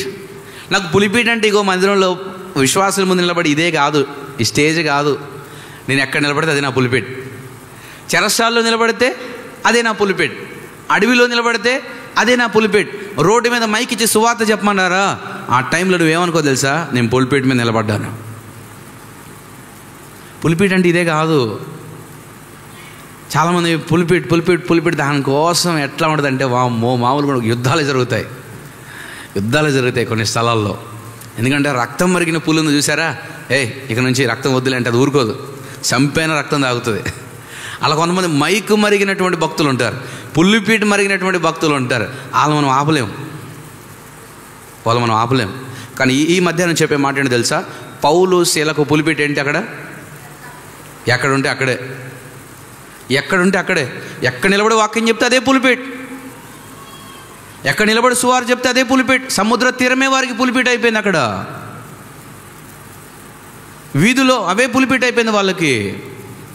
ఆ దైవజనుడు అదే రాసుకున్నాడు, my prison is my pulpit. శ్రమను కూడా అవకాశంగా మార్చుకోవడం, అది ఆ దైవజనుడి తత్వం. శ్రమను కూడా ఆధిక్యతగా భావించడం, అది శీల యొక్క తత్వం. ఇక్కడున్న మీలో ఎన్నిసార్లు శ్రమ వచ్చినప్పుడు, అవమానం ఎదురైనప్పుడు, ఇబ్బందులు ఎదురైనప్పుడు ప్రభా ఏంటి అని ప్రశ్నించలేదా? ఎన్నిసార్లు ప్రభా ఏంటి మార్గం మాకు, ఏంటి బాధ మాకు, ఏంటి పరీక్ష మాకు అని చెప్పి ప్రభు ఎదుట మీరు చాలాసార్లు కన్నీరు గార్చి ప్రభువును మరి ఏంటి ప్రభు అని ప్రశ్నించలేదా? ఎన్నిసార్లు మనం కృంగిపోయి ఉంటాం. షడ్రక్, మేషక్, అబేద్నెగో అగ్నిగుణంలో పడేస్తాం మిమ్మల్ని అంటే, పడేసుకో, దట్ ఈజ్ అవర్ పుల్పిట్ అన్నారు. ఏమన్నారు? పడేసుకో, నమస్కారం చేయమో, మళ్ళీ మ్యూజిక్ వాయిస్తాం మీకోసం స్పెషల్గా, ఇప్పుడు సాగిలు పడని అంటే చెయ్యము. ఏం చింతలేదా? చింతే లేదు. అగ్ని కూడా 7 అంతలే హీట్ పెంచండి, పెంచుకో. తీసుకెళ్ళి పడేసుకో. అస్సలు వాళ్ళ ఫేస్లో కొంచెం కూడా లేదు ఒక భయం కానీ, నిరుత్సాహం కానీ, లేకపోతే ఏదో అవుతుంది ఇంక అయిపోతుంది ఈ రోజుతో అని కానీ. తీసుకెళ్ళి పడేశారు లోపల. కాంప్రమైజ్ అయ్యారా? చెప్పండి, కాంప్రమైజ్ అయ్యారా? ఒకటే ధైర్యం ఏంటో తెలుసా? ఈ శ్రమ కూడా మాకు ఒక ఆధిక్యత ప్రభు కోసం. బబులోన్లో మేము ప్రభువుకు సాక్షులమనే ఒక ఆధిక్యత మాకు ఇది. మాసిదోనియాలో మేము ప్రభువుకు సాక్షులమని మాకు ఒక ఆధిక్యత వాళ్ళు భావించారు. నీ జీవితంలో కూడా శ్రమలు వచ్చినప్పుడు నువ్వు గుర్తుపెట్టుకో, ఈరోజు ఎవరో ఏదో చిన్న మాట అంటే, చిన్న ఇబ్బంది వస్తే ఎంత తల్లడిల్లిపోతున్నావే. ఒక్కసారి కళ్ళు మూసుకొని నీ గత జీవితంలో ఎన్ని అనుభవించి ఈ స్థాయికి వచ్చుంటావు ఆలోచన చేయి. వాటన్నిటి ముందు ఇది ఒక లెక్క. హెబ్రీ పత్రిక 10వ అధ్యాయంలో అదే ఉంది. మీరు పూర్వమందు ఒక విధంగా చూస్తే అప్పటి కాలపు శ్రమలు, ఇబ్బందులు, బాధలు, అవమానాలు ఇవన్నీ చూసినప్పుడు ఎంత అనుభవించారు మీరు? ఎన్ని అనుభవించి ఇప్పుడు ఇక్కడికి వచ్చారు? ఎన్ని శ్రమలు చూసి ఇక్కడ నిలబడ్డారు మీరు? ఎన్ని చూసి, ఎన్ని పొంది, ఎన్ని అనుభవించి, ఎన్ని దాటుకొని ఇక్కడికి వచ్చి ఇప్పుడు ఒక చిన్న శ్రమ, చిన్న మాట వస్తే ఆరడి పడిపోతున్నారే, గాబరా పడిపోతున్నారే. వద్దొద్దు, ఇంతకంటే మీకు స్థిరమైన స్వాస్థ్యం ఉందని ఎరిగి వెనక తీయొద్దు. సంతోషంగా ఉండండి, నిలబడండి. ధైర్యము విడిచిపెట్టకూడి, మీకు ఓర్మి అవసరమైనదని రాయబడింది ఉంది. ఒక టైం రాబోతుందండి. నువ్వు అనుభవించిన ప్రతిదానికి దేవుడు వాగ్దానం నెరవేర్చబోతున్నాడు. నువ్వు అనుభవించిన ప్రతి శ్రమకు దేవుడు బహుమానం ఇవ్వబోతున్నాడు. ఇప్పుడు కాలపు శ్రమలు నువ్వు ఏదైతే అనుభవిస్తున్నావో, ఒక మాట లేక ఒక మార్గం, ఒక నింద, దాంట్లో నువ్వు కృంగిపోవద్దు. ఒక ఉద్దేశం దాంట్లో కూడా, అది నువ్వు గ్రహించాలి. రోమా 8:28, నువ్వు నిజంగా దేవుని ప్రేమించే వ్యక్తిగా నిలబడితే, దేవుని సంకల్పం చొప్పు పిలువబడే వ్యక్తిగా నువ్వు నిలబడితే, తప్పకుండా దేవుడు నీ మేలు కోసం సమస్తాన్ని కూడా జరిగించబోతున్నాడు. ఆ సమయం రాబోతుంది. అంతవరకు శీల ఏ రీతిగా నోరు తెరవకుండా మౌనంగా ఉన్నాడో మీరు కూడా అట్లా ఉండాలి. మీ మౌనమే దేవుడు పనిచేస్తాడని దానికి గుర్తు. మీరు మాట్లాడితే దేవుడు మాట్లాడకపో, నీకు బాగా మాట్లాడొచ్చుగా అనుకుంటాడు. నువ్వు మౌనంగా ఉంటే నేను మాట్లాడతా అంటాడు దేవుడు. మనం మౌనంగా ఉంటే శ్రమలో దేవుడు మాట్లాడతాడు, దేవుడు కార్యం చేస్తాడు. కాబట్టి మొట్టమొదటి మాట శీల గురించి ఏం నేర్చుకున్నామంటే స్టెడ్ ఫాస్ట్ ఇన్ సఫరింగ్. శ్రమలున్నా సరే స్థిరమైనటువంటి వ్యక్తిగా తాను నిలబడ్డాడు. శ్రమలో కూడా నువ్వు స్థిరంగా ఉండాలి, అదే శీల కోరుతున్నాడు. రెండో మాట చూడండి, చెరసాల్లో వేసిన తర్వాత వాళ్ళ యొక్క అనుభవం ఎలా ఉందో. అపోస్తుల కార్యాలు 16వ అధ్యాయం త్వరగా 25, 26 వచనాలు. 16వ అధ్యాయం 25, 26 వచనాలు. అయితే మధ్యరాత్రి వేళ పౌలును శీలయు దేవునికి ప్రార్థించుచు కీర్తనలు పాడుచు నుండిరి, ఖైదీలు వినుచు నుండిరి. అప్పుడు అకస్మాత్తుగా మహాభూకంపము కలిగెను, చెరసాల పునాదులు అదరెను, వెంటనే తలుపులన్నీ తెరుచుకొనెను, అందరి బంధకములు ఊడెను. చెరసాలలో వేయబడి కాళ్లకు బొండ వేసి బిగించిన తర్వాత 25వ వచనం ప్రకారం మనమైతే అమ్మో అయ్యో అనుకుంటూ ఏడ్చుకుంటూ మూలుగుతూ కొట్టిన వారిని, అప్పగించిన వారిని, దయ్యము విడిచిపోయిన దాన్ని, తర్వాత యజమానులను భయంకరంగా తిట్టుకుంటూ శపించుకుంటూ ప్రభువా వారితో మాట్లాడు, గద్దించు, కాలో చెయ్యో అని ప్రార్థన చేసేవాళ్ళం. మనమైతే పౌలు శీల ఏం చేస్తున్నారంటే అన్నీ అనుభవించిన తర్వాత కూడా దయ్యము విడిచిపోయిన ఆమెను గుర్తు చేసుకోవట్లేదు, ఆమె యజమానులను గుర్తు చేసుకోవట్లేదు, గ్రామపు చావడిలో ఉన్న అధికారులను గుర్తు చేసుకోవట్లేదు, బెత్తములతో కొట్టిన సైనికులను గుర్తు చేసుకోవట్లేదు, లోపల చెరసాల్లో వేసినటువంటి చెరసాల నాయకుడిని కూడా వాళ్ళు తలుచుకోవట్లేదు. వీటన్నిటికి బదులుగా వారి ఫోకస్ ఎవరి మీద ఉందంట? దేవుని మీద ఉంది. చెప్పండి, ఎవరి మీద ఉంది? దేవుని మీద ఉంది. మనుషుల మీద కాదు, పరిస్థితుల మీద కాదు, శ్రమల మీద కాదు. వారు అంతగా కొట్టబడిన తర్వాత, బంధించబడి బిగించబడి లోపలి చెరసాల్లో వేయబడిన తర్వాత కూడా మధ్యరాత్రి వేళ ఏం చేస్తున్నారంటే వాళ్ళు నిద్ర పట్టక నొప్పి చేత బాధ చేత వాళ్ళు ఏం చేస్తున్నారంటే లేచి దేవునికి ప్రార్థన చేస్తున్నారంట. పౌలు ప్రార్థన చేస్తున్నాడు, అయిపోగానే ఒక పాట. శీల ప్రార్థన చేస్తున్నాడు, ప్రార్థన అయిపోగానే మళ్ళీ ఒక పాట. ఆ ప్రార్థన అయిపోయిన తర్వాత మళ్ళీ ఒక ఆరాధన, మళ్ళీ ఆరాధన ఒక పాట. మొత్తం ఆన్లైన్ ప్రేయర్ లాగా, వాచ్ నైట్ సర్వీస్ లాగా ఆ రాత్రి వేళ చెరసాల జరుగుతుంటే వీళ్ళు పాడే పాటలకి, వీళ్ళు చేసే ప్రార్థనలకి, ఆరాధనలకి తోటి ఖైదీలకు నిద్ర పట్టుద్దా? లేచి కూర్చొని వాళ్ళు కూడా వింటున్నారండి, అసహించుకోవాలా. వింటున్నారండి, ఏంటి మీరు చేసే గోల అనలేదు.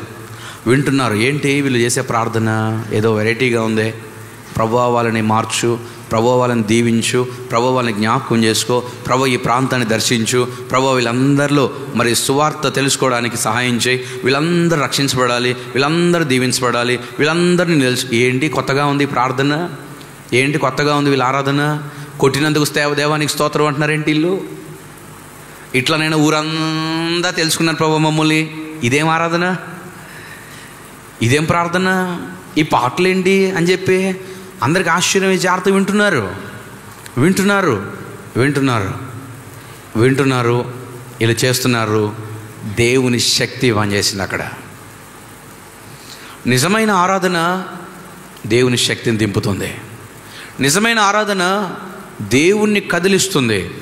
ఎలాంటి ఆరాధన అంటే కీర్తన 34:1 ప్రకారం నేను ఎల్లప్పుడూ యెహోవాను సన్నుతించదను, నిత్యము ఆయన కీర్తి నా నోటును. అంటే దాని అర్థం ఏంటి? ఎల్లప్పుడు అంటే ప్రతి ఆదివారం ఎల్లప్పుడు నేను ఆరాధిస్తానని కాదు, ప్రతిరోజు పొద్దున్న నేను ఆరాధిస్తానని కాదు, అది ఎండాకాలం, చలికాలం, వర్షాకాలం అని అన్నట్టు కాదు.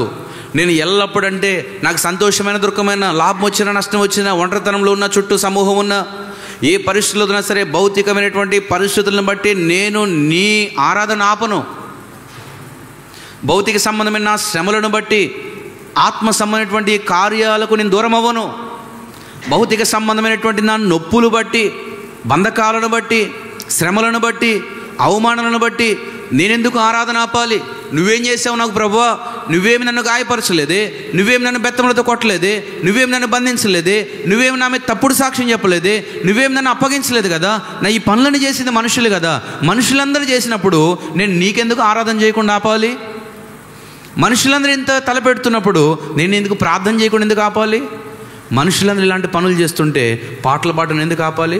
నువ్వు దేవుని సన్నిధికి వచ్చినప్పుడు ఎందుకు మౌనంగా ఉంటున్నావు పాటలు పాడకుండా? దేవుని సన్నిధికి వచ్చినప్పుడు ఎందుకు ఆరాధన చేయకుండా మౌనంగా వెళ్ళిపోతున్నావు? దేవుని సన్నిధికి వచ్చినప్పుడు ఎన్నిసార్లు ప్రార్థన చేయకుండా వెళ్ళిపోయి ఉంటావు? కొంతమంది వస్తారు చూడండి, కానీ బైబిల్ కూడా తెరవరు. బైబిల్ కూడా తెరవరు, అట్లా పెడతారు చెప్పుకో అన్నట్టుగా. పాట కూడా పాడరు, బుక్ కూడా తెరవరు, నోరు కూడా తెరవరు. కొంతమంది బుక్ తీసి అట్లా పెట్టి అక్కడ పక్కన పెడతారు పాటల పుస్తకం, నువ్వు ఆడుకో అన్నట్టుగా. నోరు కూడా తెరవరు. ఎందుకో తెలుసా? లోపల అన్నీ కలవరాలే. పొద్దున ఎట్లయింది, నేను ఎట్లయింది, మొన్న ఎట్లయింది, వాడు ఇట్లా అన్నాడు, ఈమె ఎట్లుంది, ఉద్యోగం ఎట్లుంది, వ్యాపారం ఎట్లుంది, పని ఎట్లుంది, పిల్లలు ఎట్లున్నారు, భార్య ఎట్టుంది, భర్త ఎట్లుంది, పాకిస్తాన్ ఎట్టుంది, అమెరికా ఎట్టుంది, ఇండియా ఎట్టుంది, ఇవన్నీ తలనిండి వేసుకొని లోపలికి వచ్చి ఇవన్నిటి మీద ఎవరికండి ఆబ్సెంట్ ఇచ్చేది, ఎవరికండి ఉపవాసం పెట్టేది? దేవుడికి. అమ్మా ఆరాధించండి, లేదండి మనస్సు బాగలేదు, అయ్యా ఆరాధించండి, పాట పాడండి, 3 బాగలేదు, 4 బాగలేదు, 100 కారణాలు వెతికి ఎవరిని మనం ఆరాధించకుండా ఆపేది, ప్రార్థన చేయకుండా ఆపేది, వాక్యం చెప్పకుండా ఆపేది అంటే దేవుణ్ణి. ఆయన ఏం చేశాడు మిమ్మల్ని? ఆయన ఏం చేశాడు మీకు? దావీదు అంటాడు, నేను ఎల్లప్పుడూ యెహోవాను సన్నుతించు. ఎప్పుడు అన్నాడు ఆ మాట? పైన టైటిల్ శీర్షికలో రాయబడింది, తోలి వేయబడిన తర్వాత అంట. ఎప్పుడంట? వెర్రివాని వల్లే తోలి, పిచ్చోడు తీసుకెళ్ళి బయటకు పడేయండి అంటే దావీదుని అదేమన్నా సన్మానమా? అంత అవమానం జరిగిన తర్వాత రాసిన కీర్తన ఏంటంటే, నేను ఎల్లప్పుడూ యెహోవాను సన్నిధిస్తా, నిత్యం ఆయన గూర్చిన కీర్తి నా నోట ఉంటుంది అన్నాడంటే ఎంత ఆరాధికుడు ఆయన. సమస్తం కోల్పోయి బూడిదలో కూర్చున్న తర్వాత ఏం మిగిలినప్పుడు యోబు పలికినటువంటి మాట ఏంటో తెలుసా? యెహోవా ఇచ్చిన యెహోవా తీసుకొని పోయినను, యెహోవా నామమునకే స్తుతి కలుగును గాక. స్తుతి ఎట్లొచ్చింది? భూ సంబంధమైన వాటితో నువ్వు లింకు పెట్టద్దు వాటిని. నీ వ్యక్తిగత భౌతిక జీవితాలు ఉండే శ్రమలను బట్టి నువ్వు లింకు పెట్టద్దు వాటికి. ఎల్లప్పుడూ ఆరాధిస్తాను. దావీదు ఆరాధన ఎల్లప్పుడూ స్తుతిస్తా, యోబు ఆరాధన ఎల్లప్పుడూ స్తుతిస్తా, పౌలు ఆరాధన ఎప్పుడు స్తుతిస్తా, శీల ఆరాధన. శీల అంటున్నాడు, ఈ శ్రమలు, ఈ బంధకాలు, ఈ నొప్పులు, వీటిని బట్టి నేను ఇప్పుడు శపించను, వేరే రకంగా నేను నా మనసును నిరుత్సాహపరుచుకోను, కృంగ చేసుకోను, చేతగాని వాళ్ళగుండను, నా దేవుని ఆరాధిస్తాను, ప్రార్థన చేస్తాను. ఎందుకు తెలుసా? ఇది కూడా నాకు ఒక అవకాశం. This prison also my pulpit. ఇక్కడ కూడా నేను పాడతా, ఇక్కడ కూడా నేను మాట్లాడతా. ఎంతమంది ఖైదీలు విన్నారు తెలుసా? ఆ ఆరాధన దేవుని శక్తి దిగొచ్చింది. ఆరాధనలో దేవుని శక్తి దిగొచ్చింది. ఆరాధనలో ఎంత పవర్ ఉందంటే, భూమిని కదిలించే అంత పవర్ ఉంది. తలుపులు తెరుచుకునేంత పవర్ ఉంది. గొలుసులు ఊడిపోయేంత పవర్ ఉంది.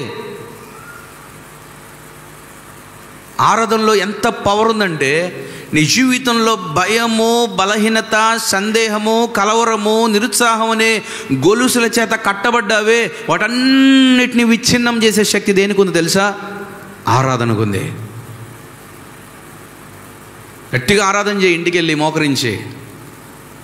ఏ గొలుసులైతే నిన్ను, నీ మనసును కట్టేశాయో మొత్తం ఊడిపడిపోతాయి, మొత్తం ఊడిపడతాయి. వాళ్ళు పాటలు పాడుతుంటే అంత శ్రమలో ఎంత మధురంగా పాడారంటే, మూలుక్కుంటూ వాళ్ళ, ఏడుచుకుంటూ పాడలా. ఎంత మధురంగా అంటే, కొంతమంది చూడండి పాటలు పాడేటప్పుడు తెలియకుండానే అంటారనరా, తెలియకుండానే కాళ్ళు ఊపుతారు. ఊపరా? ఎందుకు ఊపరు? ఒకసారి ఒక అన్న బండి నడుపుతుంటే వెనక కూర్చున్నా, ఎలక్షన్ టైం, ఒక్కసారిగా పాట మోగింది, క్యాన్వాస్ పాట. ఈయన కూడా అందుకుని అంటున్నాడు. అన్న ఏం పాట పాడుతున్నావు తెలుసా అన్న. ఓ అన్న మీరున్నారు కదా వెనక అన్నాడు. అంటే కొన్ని సంగీతాలు, కొన్ని పాటలకు తెలియకుండానే మైమరిచిపోయి ఏం చేస్తారు కొంతమంది, కొట్టడమో, తాళం వేయడమో, కాలు కదిలేయడమో, చేయి కదిలేయడమో. అట్లా పౌలు శీలలు ప్రార్థన చేసి పాట పాడుతుంటే, ఆకాశమును సింహాసనంగా భూమిని పాదపీఠం కలిగినటువంటి దేవాది దేవుడు ఎంత చక్కగా పాడుతాడని ఆయన కూడా మైమరిచిపోయి అలా ఒకసారి పాదం ఇట్లా తాళం వేశాడట. అలా ఒకసారి పాదం ఇట్లా కదలగానే వెంటనే భూమి అంతా ఏమైపోయింది, పాదపీఠం ఎంత ఏమైపోయింది, ఒకసారి కదిలిపోయింది. దేవాది దేవుడు ఒకసారి అట్లా పాదం ఇట్లా కదపగానే భూమి కంపించిపోయి ఒక్కసారిగా తలుపులన్నీ తెరుచుకున్నాయంట, గొలుసులన్నీ ఊడిపడ్డాయంట. దేన్ని బట్టి అంటే, because of their genuine worship. వాళ్ళ యథార్థమైన ఆరాధనను బట్టి ఏమైపోయిన గొలుసులన్నీ కూడా. అది ఆరాధనలో పవర్. మళ్ళీ చెప్తున్నా, భూ సంబంధమైన మీ శ్రమలు, మీ కష్టాలు, మీ ఇబ్బందులు ఎప్పుడు ఉంటాయి? సచ్చేదాకా ఉంటాయి. ఎప్పుడు దాకా ఉంటాయి? చచ్చేదాకా ఉంటాయి.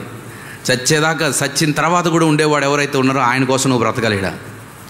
ఆయన్ని స్తుతించడం, ఆయన్ని ప్రార్థించడం, ఆయన గురించి నేర్చుకోవడం ఆపొద్దు. ఆయన కోసం జీవించడం మానొద్దు. ఫ్యానీ క్రాన్స్బీ ఫ్యానీ క్రాస్బీ అనే ఒక అంధురాలు, ఓ భక్తురాలు. ఆమె గురుడితనం, చిన్నతనంలో బలహీనతను బట్టి కండ్లు పోయి గురుడితనంలో ఉండి అయినా సరే నిరుత్సాహపడకుండా దేవుని స్తుతించడం మొదలుపెట్టింది. ఆ స్తుతులే తనకేం ఆలోచన వచ్చిందంటే వీటినే చక్కగా పాట పాడుకుందని పాట పాడడం మొదలుపెట్టింది. పాట పాడటమే తనకు ఆలోచన వచ్చిందంటే పాడడం రేపొద్దున మర్చిపోతాను ఎందుకని చెప్పి రాయడం మొదలుపెట్టింది. రాయడం మొదలుపెట్టి 1వ పాట, 2వ పాట, 3వ పాట 8,000 పాటలు రాసింది. చెప్పండి ఎన్ని పాటలు? 8,000 కీర్తనలు రాసింది. ఎవరంటే ఫ్యానీ క్రాస్బీ. ఎవరు ఆమె? గురుడితనంలో ఉన్నటువంటి వ్యక్తి. ఎలా రాసావమ్మా? ఏం పాటలు రాసావు? మన సియోని గీతంలో నిరీక్షణ పాటలు, యవనస్తుల పాటలు, క్రైస్తవ జీవితం ఇట్లా కాదు. ఒకటే టైటిల్, ఆరాధన. ఒకటే టైటిల్, ప్రైజ్ అండ్ వర్షిప్. దాని మీద 8,000 పాటలు రాసి పాడుతూ ఉన్నటువంటి ఆమె పలికినటువంటి ఒక మాట ఏంటో తెలుసా? నా దేవుని నేను ఒకటే కోరుకుంటున్నాను, ఏంటంటే ఒక ఆశ ఉంది నాకు ప్రభువా, బ్రతికినంతకాలం ఈ గురుడితనంలో ఉండాలని. రేపొద్దు నేను చచ్చిపోతే నేను చూసే ఫస్ట్ ఫేస్ నీదై ఉండాలి అని. అర్థమవుతుందా? బ్రతికినంతకాలం ఇట్లానే గురుడితనంలో ఉండాలి ప్రభువా.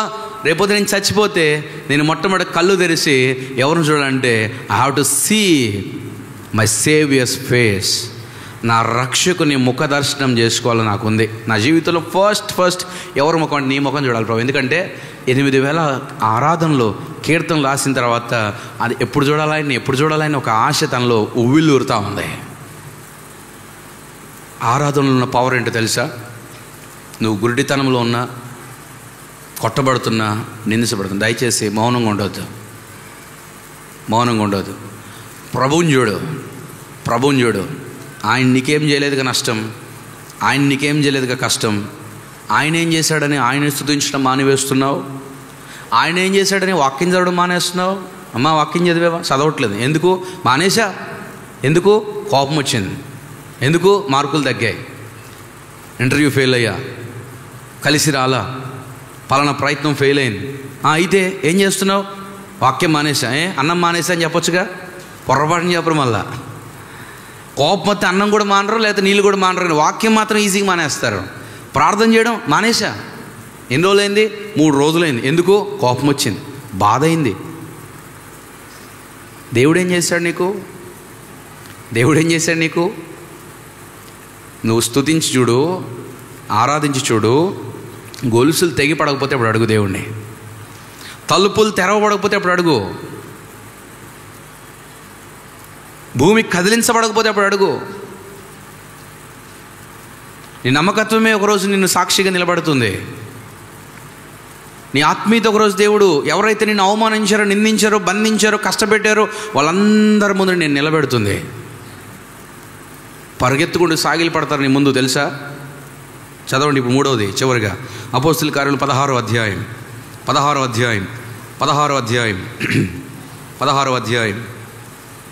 29వ వచనం నుండి. దీపం తెమ్మని చెప్పి అతడు అంటే చెరసాల నాయకుడు ఎప్పుడైతే, చూడండి ఒక మాట, ఎప్పుడైతే చెరసాల నాయకుడు మేలుకున్నాడో భూకంపం వచ్చిన తర్వాత, అమ్మో తలుపులను తెరవబడ్డాయి, గొలుసులు ఊడిపోయినాయి అని చెప్పి అందరు పారిపోయి ఉంటారని చెప్పేసి కత్తి తీసుకురండి దాన్ని చంపుకొని చచ్చిపోవాలి. ఎందుకో తెలుసా? ఈ రోమా ప్రభుత్వం నన్ను ఊరుకోదు. ఇంతమంది పారిపోయారు, ఇంతమంది నేరస్తులు తప్పించుకున్నారు, నన్ను చంపేస్తారు, వాళ్ళ చేతిలో పడి చావడం కంటే నన్ను నేను చంపుకోవడం నయం కదా అని చెప్పి కత్తి తీసుకొని చంపబోతుంటే అప్పుడు పౌలు పలుకుతున్న మాట ఇది, దీపం తేండి అన్నాడు. ఏందేమన్నాడు? దీపం తీసుకురండి అని చెప్పి లోపలికి వచ్చి చూడండి, ఇప్పుడు చూడండి, చెరసాల నాయకుడు వణుకుతూ పౌలుకును శీలకును సాగిలపడి 23-24 వచనాల ప్రకారం చెరసాల నాయకుడు ఏం చేశాడు? కొట్టి లోపలేశాడు. ఇప్పుడు 29వ వచనం ప్రకారం చెరసాల నాయకుడు ఏం చేస్తున్నాడు? వచ్చి సాగిలి పడుతున్నాడు. అయ్యా ఎందుకు మీరు పారిపోలేదు? ఎందుకు పారిపోతాం మేము అన్నాడు. వీళ్ళు అదేంటి, అవకాశం వచ్చింది కదా, వస్తే కనుక మేము తప్పు చేసామా? తప్పు చేసి పారిపోతాం? తప్పు చేసి పట్టుబడ్డామా? తప్పు చేసి పారిపోతున్నామా? మేమేం తప్పు చేసి రాలే ఎడకి. మేము మంచి చేసి లోపలికి వచ్చాం. దేవుని నామం పేరట సువార్త ప్రకటిస్తున్నందుకు లోపలికి వచ్చాం. మేమేమి పారిపోయే అవకాశం వచ్చి పారిపోయే వాళ్ళం కాదు. మేము పారిపోవడానికి రాలా ఇక్కడ. మేమే కాదు, ఎవరిని కూడా పారిపోనీయలేదు. అప్పుడు తెలుసుకున్నాడు, ఏంటి ఈ వ్యక్తి ఇంతవరకు ఎవరిని చూడలేదే, ఈ వ్యక్తి ఎట్లా నిలబడ్డాడు, ఎట్లా ఉన్నాడు, అవకాశం ఇచ్చినా పారిపోలేదని చెప్పి తెలుసుకున్నాడు. ఆ రాత్రి పాటలు, ఆ రాత్రి ఆరాధన, ఆ రాత్రి కీర్తనలు, ఆ రాత్రి ప్రార్థనలు అన్నీ సాగిలపడి నమస్కారం చేసి, అయ్యలారా రక్షణ పొందాలంటే నేనేం చేయాలి? అసలు రక్షణ అనే కాన్సెప్ట్ ఎవరు చెప్పారు నాయకుడికి? సువార్త చెప్పారు ఎవరైనా వాళ్ళకి? రాత్రంతా ప్రార్థన, రాత్రంతా కీర్తన. ప్రభువా ఈ ప్రాంతం మార్చబడాలి, ప్రభువా ఈ ప్రాంతం రక్షించబడాలి, ప్రభువా ఈ ప్రాంతం చీకట్ల నుంచి వెలుగుకు రావాలి, ప్రభువా ఈ ప్రాంతం ఈ అపవిత్ర ఆత్మల చేత విడిపించబడాలి, రక్షణ పొందాలి, రక్షణ పొందాలి, యేసునందు విశ్వాసం ఉంచాలి, రక్షణ రక్షణ రక్షణ రక్షణ రక్షణ విశ్వాసం. సువార్త ఎట్టడిగా డైరెక్ట్గా నేనేం చేయాలయ్యా రక్షణ పొందాలంటే? ఏమీ లేదు, ప్రభు అయిన యేసునందు విశ్వాసం ఉంచుము, అప్పుడు నీవును నీ ఇంటి వారును రక్షణ పొందుదరని ఎవరు చెప్పిన మాట ఇది? పౌలు ఒక్కడు కాదు, అక్కడ రాయబడిన చెప్పిర్రి పౌలు మరియు. ఈరోజు కూడా మనం బహిరంగ సువార్తల్లో కానీ లేకపోతే సువార్త కూడికల్లో కానీ ఈ పదం ఉపయోగిస్తాం. ప్రభు అయిన యేసునందు విశ్వాసం ఉంచుము, అప్పుడు నీవును నీ ఇంటి వారును రక్షణ పొందుదురు అని. ఎవరు చెప్పిన మాట ఇది? పౌలు, శీల. ఎవరు చెప్పిన మాట ఇది? చెరసాల నాయకునికి చెప్పిన మాట. ఏ సందర్భంలో ఇది? భూకంపం వచ్చినప్పుడు, చెరసాల తలుపులు తెరబడినప్పుడు, గొలుసులు బంధకాలని ఊడిపోయినప్పుడు. ఎట్లా జరిగింది అది? స్తుతి, ప్రార్థన, పాటలు ద్వారా. ఎక్కడ జరిగింది అది? శ్రమల్లో నుంచి వచ్చింది. ఎవరు ఆ పని చేసింది? పౌలు మరియు శీల. శీల ఏం చెప్తున్నాడు తెలుసా? శీల ఏం చెప్తున్నాడు తెలుసా? Singh in your struggles also, Singh in your sufferings also, Singh in your struggles. నీ ఇబ్బందుల్లో కూడా నువ్వు పాడు, నీ శ్రమంలో కూడా ప్రభువుని గురించి జ్ఞాపకం చేసుకో. అప్పుడు ఏం జరుగుతుందో తెలుసా? బంధకాలు ఊడిపోతాయి. అనేకులు వింటున్నారు నీ గురించి, అనేకులు అడుగుతారు రేపొద్దు నుంచి, అయ్యా మేమేం చేయాలి మేమేం చేయాలి మేమేం చేయాలని. నాయకుడు కూడా వచ్చి అడుగుతాప్పుడు నువ్వు చెప్పాలి సాక్ష్యం. ఏం తెలుసా? చెప్పండి, ఏం చెప్పాడు తెలిసి? నోరు తెలిసి శీల ఏం చెప్పాడు చెప్పండి? అయ్యలారా రక్షణ పొందడం మేమేం చేయాలంటే ఏం చెప్పాడు శీల? అమ్మలారా నోరు తెరవండి, అయ్యలారా చెప్పండి. ప్రభు అయిన యేసునందు విశ్వాసం ఉంచుము. మనం శీల స్థానంలో ఉంటే ఏం చెప్తాం? మనం శీల స్థానంలో ఉంటే ఏం చెప్తాం? సాగిలు పడిన జాలు లేచి కూర్చో, ఫస్ట్ నీకు నా సాక్ష్యం చెప్పాలా? నేను ఎన్ని శ్రమలు పొందాను తెలుసా? మాదే ఊరు తెలుసా? ఎట్లా ప్రభుని తెలుసుకుని తెలుసా? నేను ఎవరినో తెలుసా? ముఖ్యుడిని సహోదరుల్లో. నేను ఎవరు అనుకుంటున్నావు? ఏర్పరచబడిన వ్యక్తిని. నేను ఎవరు అనుకుంటున్నావు? సంఘాలు, 3 సంఘాలు స్థిరపరిచిన వ్యక్తిని, ఆదరించిన వ్యక్తిని. నేను ఎవరు అనుకుంటున్నావు? మాసిదోనియాకు వచ్చి ఒక లూదియా వ్యాపారస్తురాలు, ఇంటిని మార్చిన వ్యక్తులు. ఏం మాట్లాడాల? ఏం మాట్లాడుతున్నాడు శీల అంటే? రక్షణ గురించి. చెప్పండి, ఏం మాట్లాడుతున్నాడు? రేపొద్దు నువ్వు కూడా శ్రమల్లోంచి దేవుడు విడిపించినాక నువ్వు పడ్డ శ్రమల గురించి చెప్పొద్దు. నువ్వు ఎట్లా విడిపించబడ్డావో ఆ దేవుని శక్తిని గురించి చెప్పాలి. నువ్వు పడ్డ కష్టాల గురించి, నిన్ను బాధ పెట్టిన వాళ్ళ గురించి నువ్వు తలుచుకోవడం కాదు. ఆ బాధ నుంచి విడిపించిన వాళ్ళని నువ్వు తలుచుకోవాలి. చాలామంది ఎందుకు ఆ సంతోషాన్ని అనుభవించలేకపోతున్నారు? చెరసాల నుంచి బయటకు వచ్చినాక కూడా, బంధకాలు ఊడిపోయినాక కూడా అంటే వాళ్ళ దృష్టి, వాళ్ళ ఆలోచన అంతా కూడా ఈడ్చుకొని పోయిన వాళ్ళ మీద, అర్థమవుతుందా? బెత్తాలతో కొట్టిన వాళ్ళ మీద, చెరసాల్లో వేసిన వాళ్ళ మీద పెట్టుకొని, ఆడు నాకు ఎట్లా చేశాడు, ఈమె నాకు ఎట్లా చేసింది, ఇదే ఆలోచన. నెమ్మది లేకుండా బ్రతుకుతున్నారు మీరు, సమాధానం లేకుండా జీవిస్తున్నారు మీరు. నేను అంటున్నాను, వాళ్ళని దేవుడికి అప్పగించండి, దేవుడు చూసుకుంటారు వాళ్ళ సంగతి ఏంటో. మీరు దేవుని గురించి ఆలోచన చేయండి. నేను ఎందుకు మిమ్మల్ని విడిపించే శ్రమ నుంచి ఆలోచించుకుంటూ సంతోషాన్ని పాడు చేసుకున్నందుక, మీ సమాధానాన్ని పాడు చేసుకునేందుక, అందుకు కాదే. నువ్వు కూడా వాడికి ఎట్ట చేయాలి అట్ట చేయాలని చూస్తూ ఉంటే వాడికి నీకేంటి వ్యత్యాసం? వానికి నీకేంటి వ్యత్యాసం? ఓ సాధువు ఓ తేలు కుడితే ఏం చేశాడు? రక్షించినందుకు కుడితే తీసి పక్కన పడేశాడు నీళ్ళల్లో. మళ్ళీ అది మునిగిపో, మళ్ళీ కాపాడు మళ్ళీ కుట్టిందంట. చూసినోడు అన్నాడంట, ఏమని అన్నాడంటే, దాని స్వభావం కుట్టేది కదా, తెలిసి కూడా మళ్ళీ ఎందుకు నువ్వు రక్షించావు? తెలిసి కూడా నువ్వు ఎందుకు రక్షించావు అంటే ఏం చెప్పాడు ఈయన? అది దాని స్వభావం, నా స్వభావం కాదుగా. దాని స్వభావం ఏంటి? కొట్టడం. నా స్వభావం ఏంటి? కాపాడడం. చెప్పండి అందరూ, దాని స్వభావం ఏంటి? అమ్మా చెప్పాలా? నా స్వభావం ఏంటి? ఇప్పుడు నేను కూడా కుట్టాను అనుకో, నేను కూడా దాన్ని చంపాను అనుకో, తేలికి నాకు తేడా ఏంటి? ఇంకా నన్ను మనిషి అనొద్దు మీరు. అప్పుడు నన్ను ఏమనాలి మీరు? అప్పుడు తేలే కదా నేను కూడా. అప్పుడు ఇక నేను మనిషిని ఎట్లా అవుతా? నేను మనిషిని అయితే నా స్వభావం ఏంటంటే కాపాడడం. నేను ప్రభు బిడ్డనైతే నా స్వభావం ఏంటంటే వాడు చేసినట్టు నేను కూడా చేయకుండా ఉండడం. వాళ్ళ స్వభావం కుట్టడం, వాళ్ళ స్వభావం కొట్టడం, వాళ్ళ స్వభావం ఈడ్చుకొని పోవడం, వాళ్ళ స్వభావం తప్పుడు సాక్ష్యాలు వేయడం, వాళ్ళ స్వభావం అవమానించడం, వాళ్ళ స్వభావం అబద్ధాలు చెప్పడం, వారి స్వభావము నిన్ను నిందించడం, వారి స్వభావం నిన్ను బంధించడం, వారి స్వభావం నిన్ను దుఃఖపెట్టడం. వాస్తవమే, నువ్వు కూడా నేను అదే చేస్తానంటే నీకు వాళ్ళకి తేడా ఏముంది? ఇంకా నీ స్వభావం అదిగా. నీ స్వభావం ప్రేమించడం కదా, నీ స్వభావము క్షమించడం కదా, నీ స్వభావం చేర్చుకోవడం కదా. నీ స్వభావానికి విరుద్ధంగా నువ్వు ఎందుకు పనిచేస్తున్నావు? దాని ద్వారా నువ్వెంత నలిగిపోతున్నావు తెలుసా? నువ్వెంత ఏడుస్తున్నావు తెలుసా? నీ స్వభావానికి దూరం అయిపోతున్నావు తెలుసా? నువ్వెంత దేవునికి దుఃఖకరంగా ఉంటున్నావు తెలుసా? ప్రభు అంటున్నాడు, నీ స్వభావం ఇది కాదు, నీది మంచి స్వభావం. 10 సంవత్సరాలు వెనక్కి వెళ్ళు, 20 సంవత్సరాలు వెనక్కి వెళ్ళు, 40 సంవత్సరాలు వెనక్కి వెళ్ళు. అప్పుడు నువ్వెంత మంచిగా ఉన్నావు, ఎంత సమాధానంగా ఉన్నావు, ఎంత ప్రేమించే వ్యక్తిగా ఉన్నావు, ఎంత క్షమించే వ్యక్తిగా ఉన్నావు, ఎంత ఆదరించే వ్యక్తిగా ఉన్నావు, ఎంత స్థిరపరిచే వ్యక్తిగా ఉన్నావు. ఈరోజు ఎందుకు ఇలా అయిపోయావు నువ్వు? ఈరోజు ఎందుకు నువ్వే ఇట్లాంటి మాటలు మాట్లాడుతున్నావే? కలవరపరిచే మాటలు, చెరిపే మాటలు, కృంగజేసే మాటలు, కీడు తలపెడుతున్నావే, చెడు మాటలు పుకారులు చేస్తున్నావే, పనికిరానటువంటి విషయాల కొరకు ప్రాకులాడుతున్నావే, నిద్ర లేకుండా సుఖం లేకుండా బ్రతుకుతున్నావే. ఎందుకు ఇట్లా అయిపోయావు? ఎందుకంటే నీ ఆలోచన వాళ్ళ మీద ఉంది, ఈడ్చుకొని పోయిన వాళ్ళ మీద, బంధించిన వాళ్ళ మీద. నీ ఆలోచన ఆ మాటల మీద, నువ్వు పడ్డ బాధల మీద ఉంది. వద్దు, నీ ఆలోచన ప్రభు మీద పెట్టు. ఒకసారి ప్రభు మీద పెట్టు. శీలలాగా దేవుడు నిన్ను బలపరుస్తాడు, శీలలాగా దేవుడు నిన్ను వాడుకుంటాడు. శీలలాగా దేవుడు అనేకులకు ఆశీర్వాదకరంగా నిలబెడతాడు. అయ్యలారా మేమేం చేయాలంటే, చెరసాల నాయకుడు మాటలు చెప్పినప్పుడు, సువార్త అందించినప్పుడు తను తన కుటుంబం ఆశీర్వదించబడింది, రక్షించబడింది. దేవుని యందు ఆనందాన్ని వారు తెలుసుకున్నారు. శీలలో ఉండే ఆనందం వారు పొందారు, శీలలో ఉండేటటువంటి ఆ ధైర్యం వారు పొందారు. అంత మారు మనసు. మాసిదోనియా ప్రాంతంలో గొప్ప కార్యం జరిగింది. గొప్ప కార్యం ఎట్లొచ్చిందంటే, ఆ మార్గము గుండా వెళ్ళారు కాబట్టి శ్రమ అనే మార్గం వచ్చినప్పుడు స్థిరంగా నిలబడ్డాడు. రెండవది, చెరసాల అనే మార్గములో వారు పాటలు పాడుతూ ఆరాధిస్తూ ప్రార్థన చేస్తూ ఉన్నారు. ఆ తర్వాత తప్పించుకునే మార్గం, తప్పించుకునే పరిస్థితి కనబడింది. అయినా సరే లేదు మనం తప్పించుకోకూడదు, మనం తప్పించుకుని నిలబడాలి, సాక్ష్యం చెప్పాలి కదా రేపొద్దున, ధైర్యంగా మాట్లాడాలి కదా రేపొద్దున ప్రభు గురించి. You have to speak boldly. ధైర్యంగా మాట్లాడాలంటే, సాక్ష్యం చెప్పాలంటే పారిపోతే ఎట్లా? ముఖం తప్పించుకొని తిరుగుతుంటే ఎట్లా? నిలబడితేనే కదా రేపు పొద్దున్న నేను అవమాన పెట్టిన వాళ్ళందరూ వచ్చి నీ దగ్గర పడేది, సాగిల పడేది, నేనేం చేయాలి చెప్పు అనేది.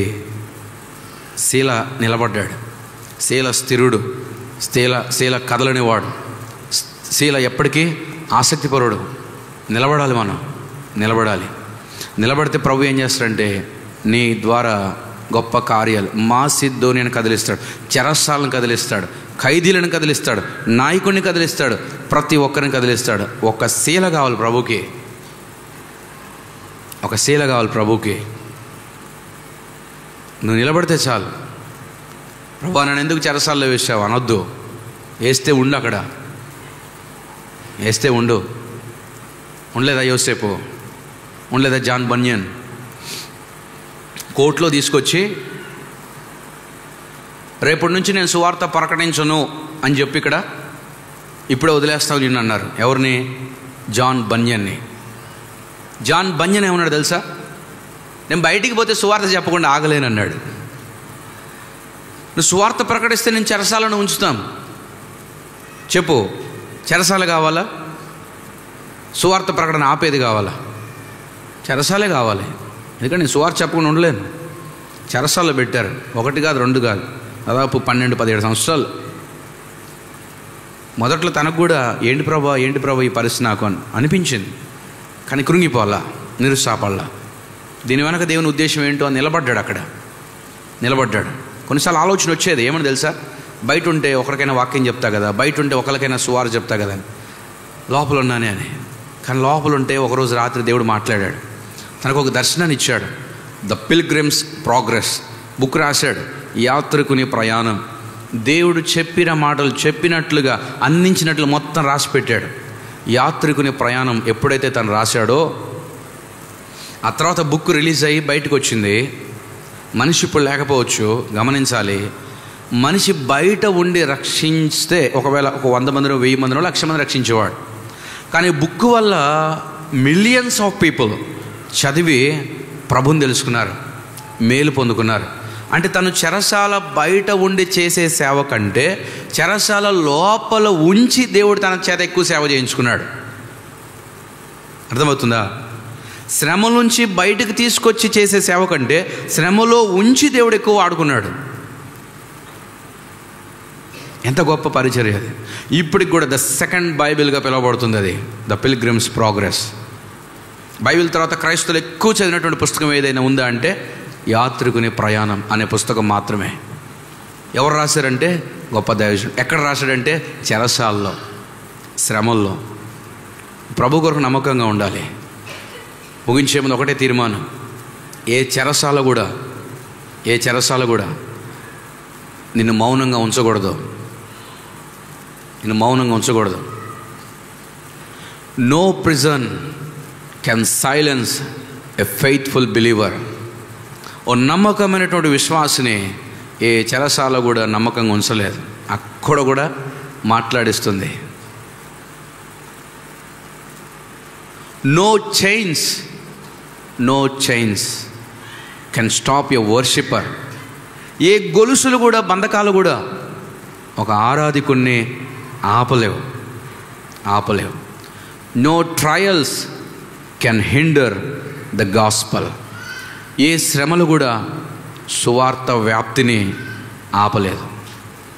అపోస్తలుల కార్యాలు 16వ అధ్యాయంలో ఓ ప్రమాదకరమైనటువంటి ప్రదేశం, ఓ ప్రభావవంతమైనటువంటి ప్రదేశంగా మార్చబడింది అంటే, ఓ ప్రమాదకరమైనటువంటి ప్రదేశం ఒక పరిచర్యాపరమైనటువంటి ప్రదేశంగా మార్చింది అంటే పౌలు, శీల లాంటి వ్యక్తుల ద్వారా.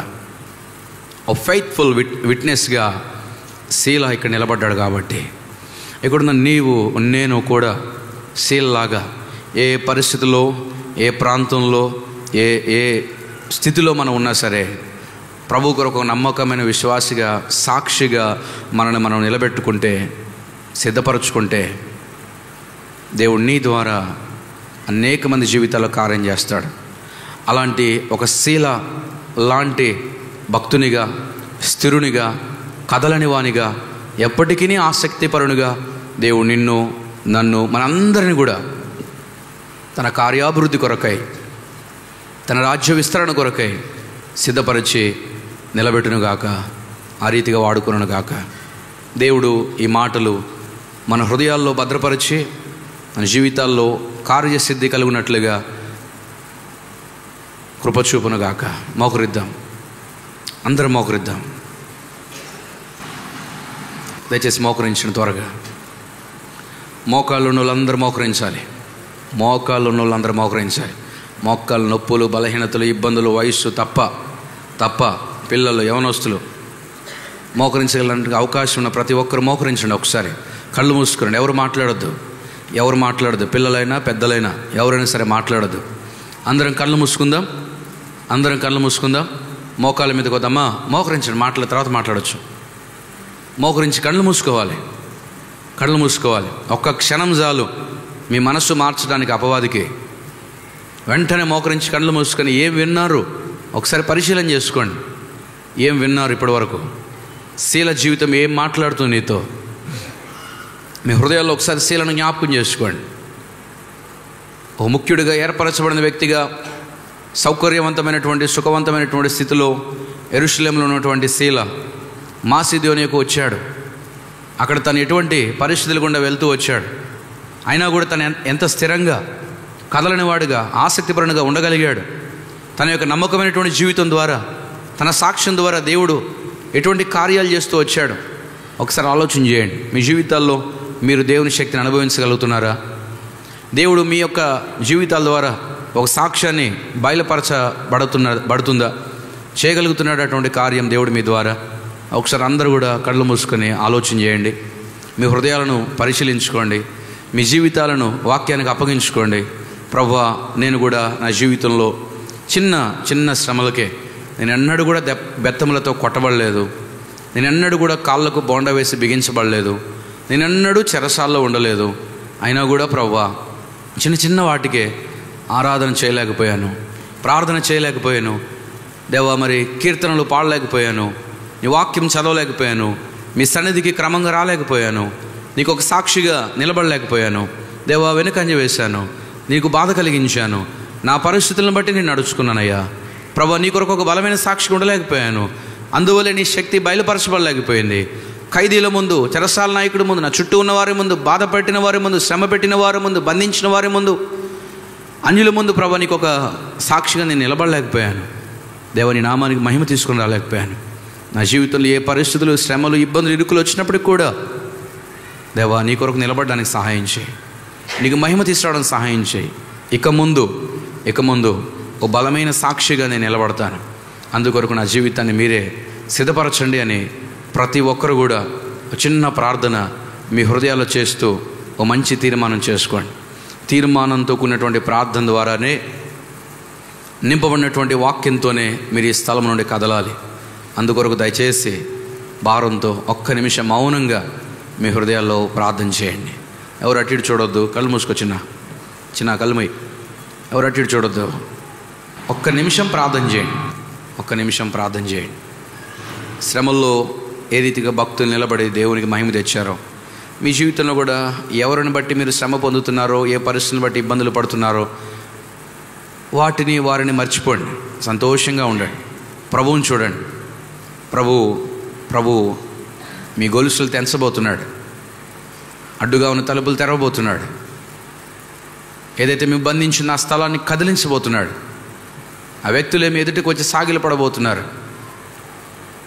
అలా జరగాలంటే దేవుని ఎదుట మీరు యోగ్యులుగా ఉండాలి, మీ జీవితం పరిశుద్ధమైన జీవితంగా ఉండాలి, మీరు ప్రార్థనా పరులుగా, ఆరాధికులుగా ఉండాలి, మీరు వాక్యాన్ని, దేవుని ప్రేమించేవారుగా ఉండాలి.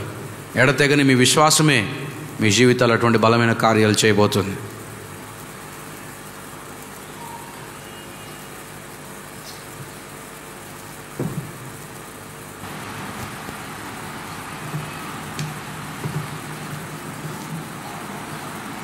ప్రార్థన చేసుకుందాం. ప్రేంగుల మా తండ్రి, పరిశుద్ధమైన దేవ, యేసుక్రీస్తు నామమున మీ స్తోత్రాలు చెల్లిస్తున్నాం.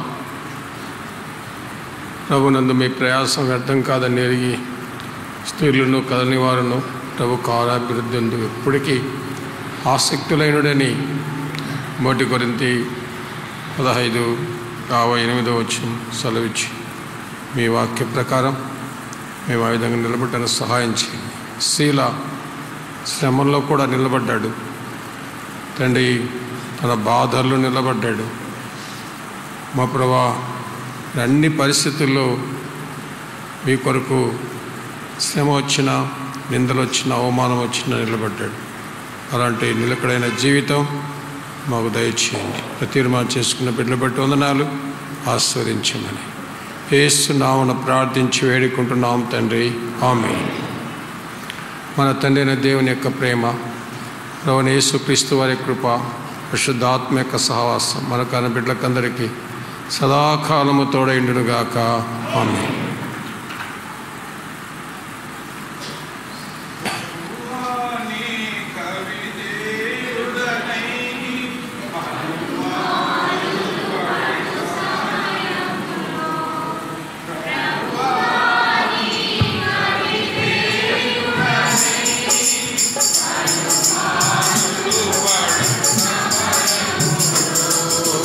ప్రేమతో చాలి దీన స్వరముతో ప్రియుడా నన్నుపై ఎత్తితివి.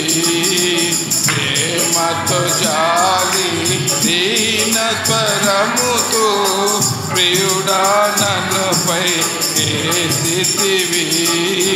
విడువవు నన్నిక చిన్నదైనను పడిపోకుండా నాయు రక్షక విడువవు నన్నిక ఎన్నడైనను పడిపోకుండా కాయు రక్షక పడిపోవా ఎల్లరినీ రేపెడి వాడవు నీవే ప్రభు పడిపోవు వారెల్లరినీ రేపెడి వాడవు నీవే ప్రభు విడువవు నన్నిక ఎన్నడైనను పడిపోకుండా కాయు రక్షక విడువవు నన్నిక ఎన్నడైనను పడిపోకుండా కాయు రక్షక. దయచేసి మీరు చిన్నగా లేచి చేపలని తీసేస్తే భోజనం రెడీగా ఉంది. భోజనం మీ కొరకు రెడీగా ఉంది. Praise Lord. చిన్నగా చేపలు తీసేసేయండి.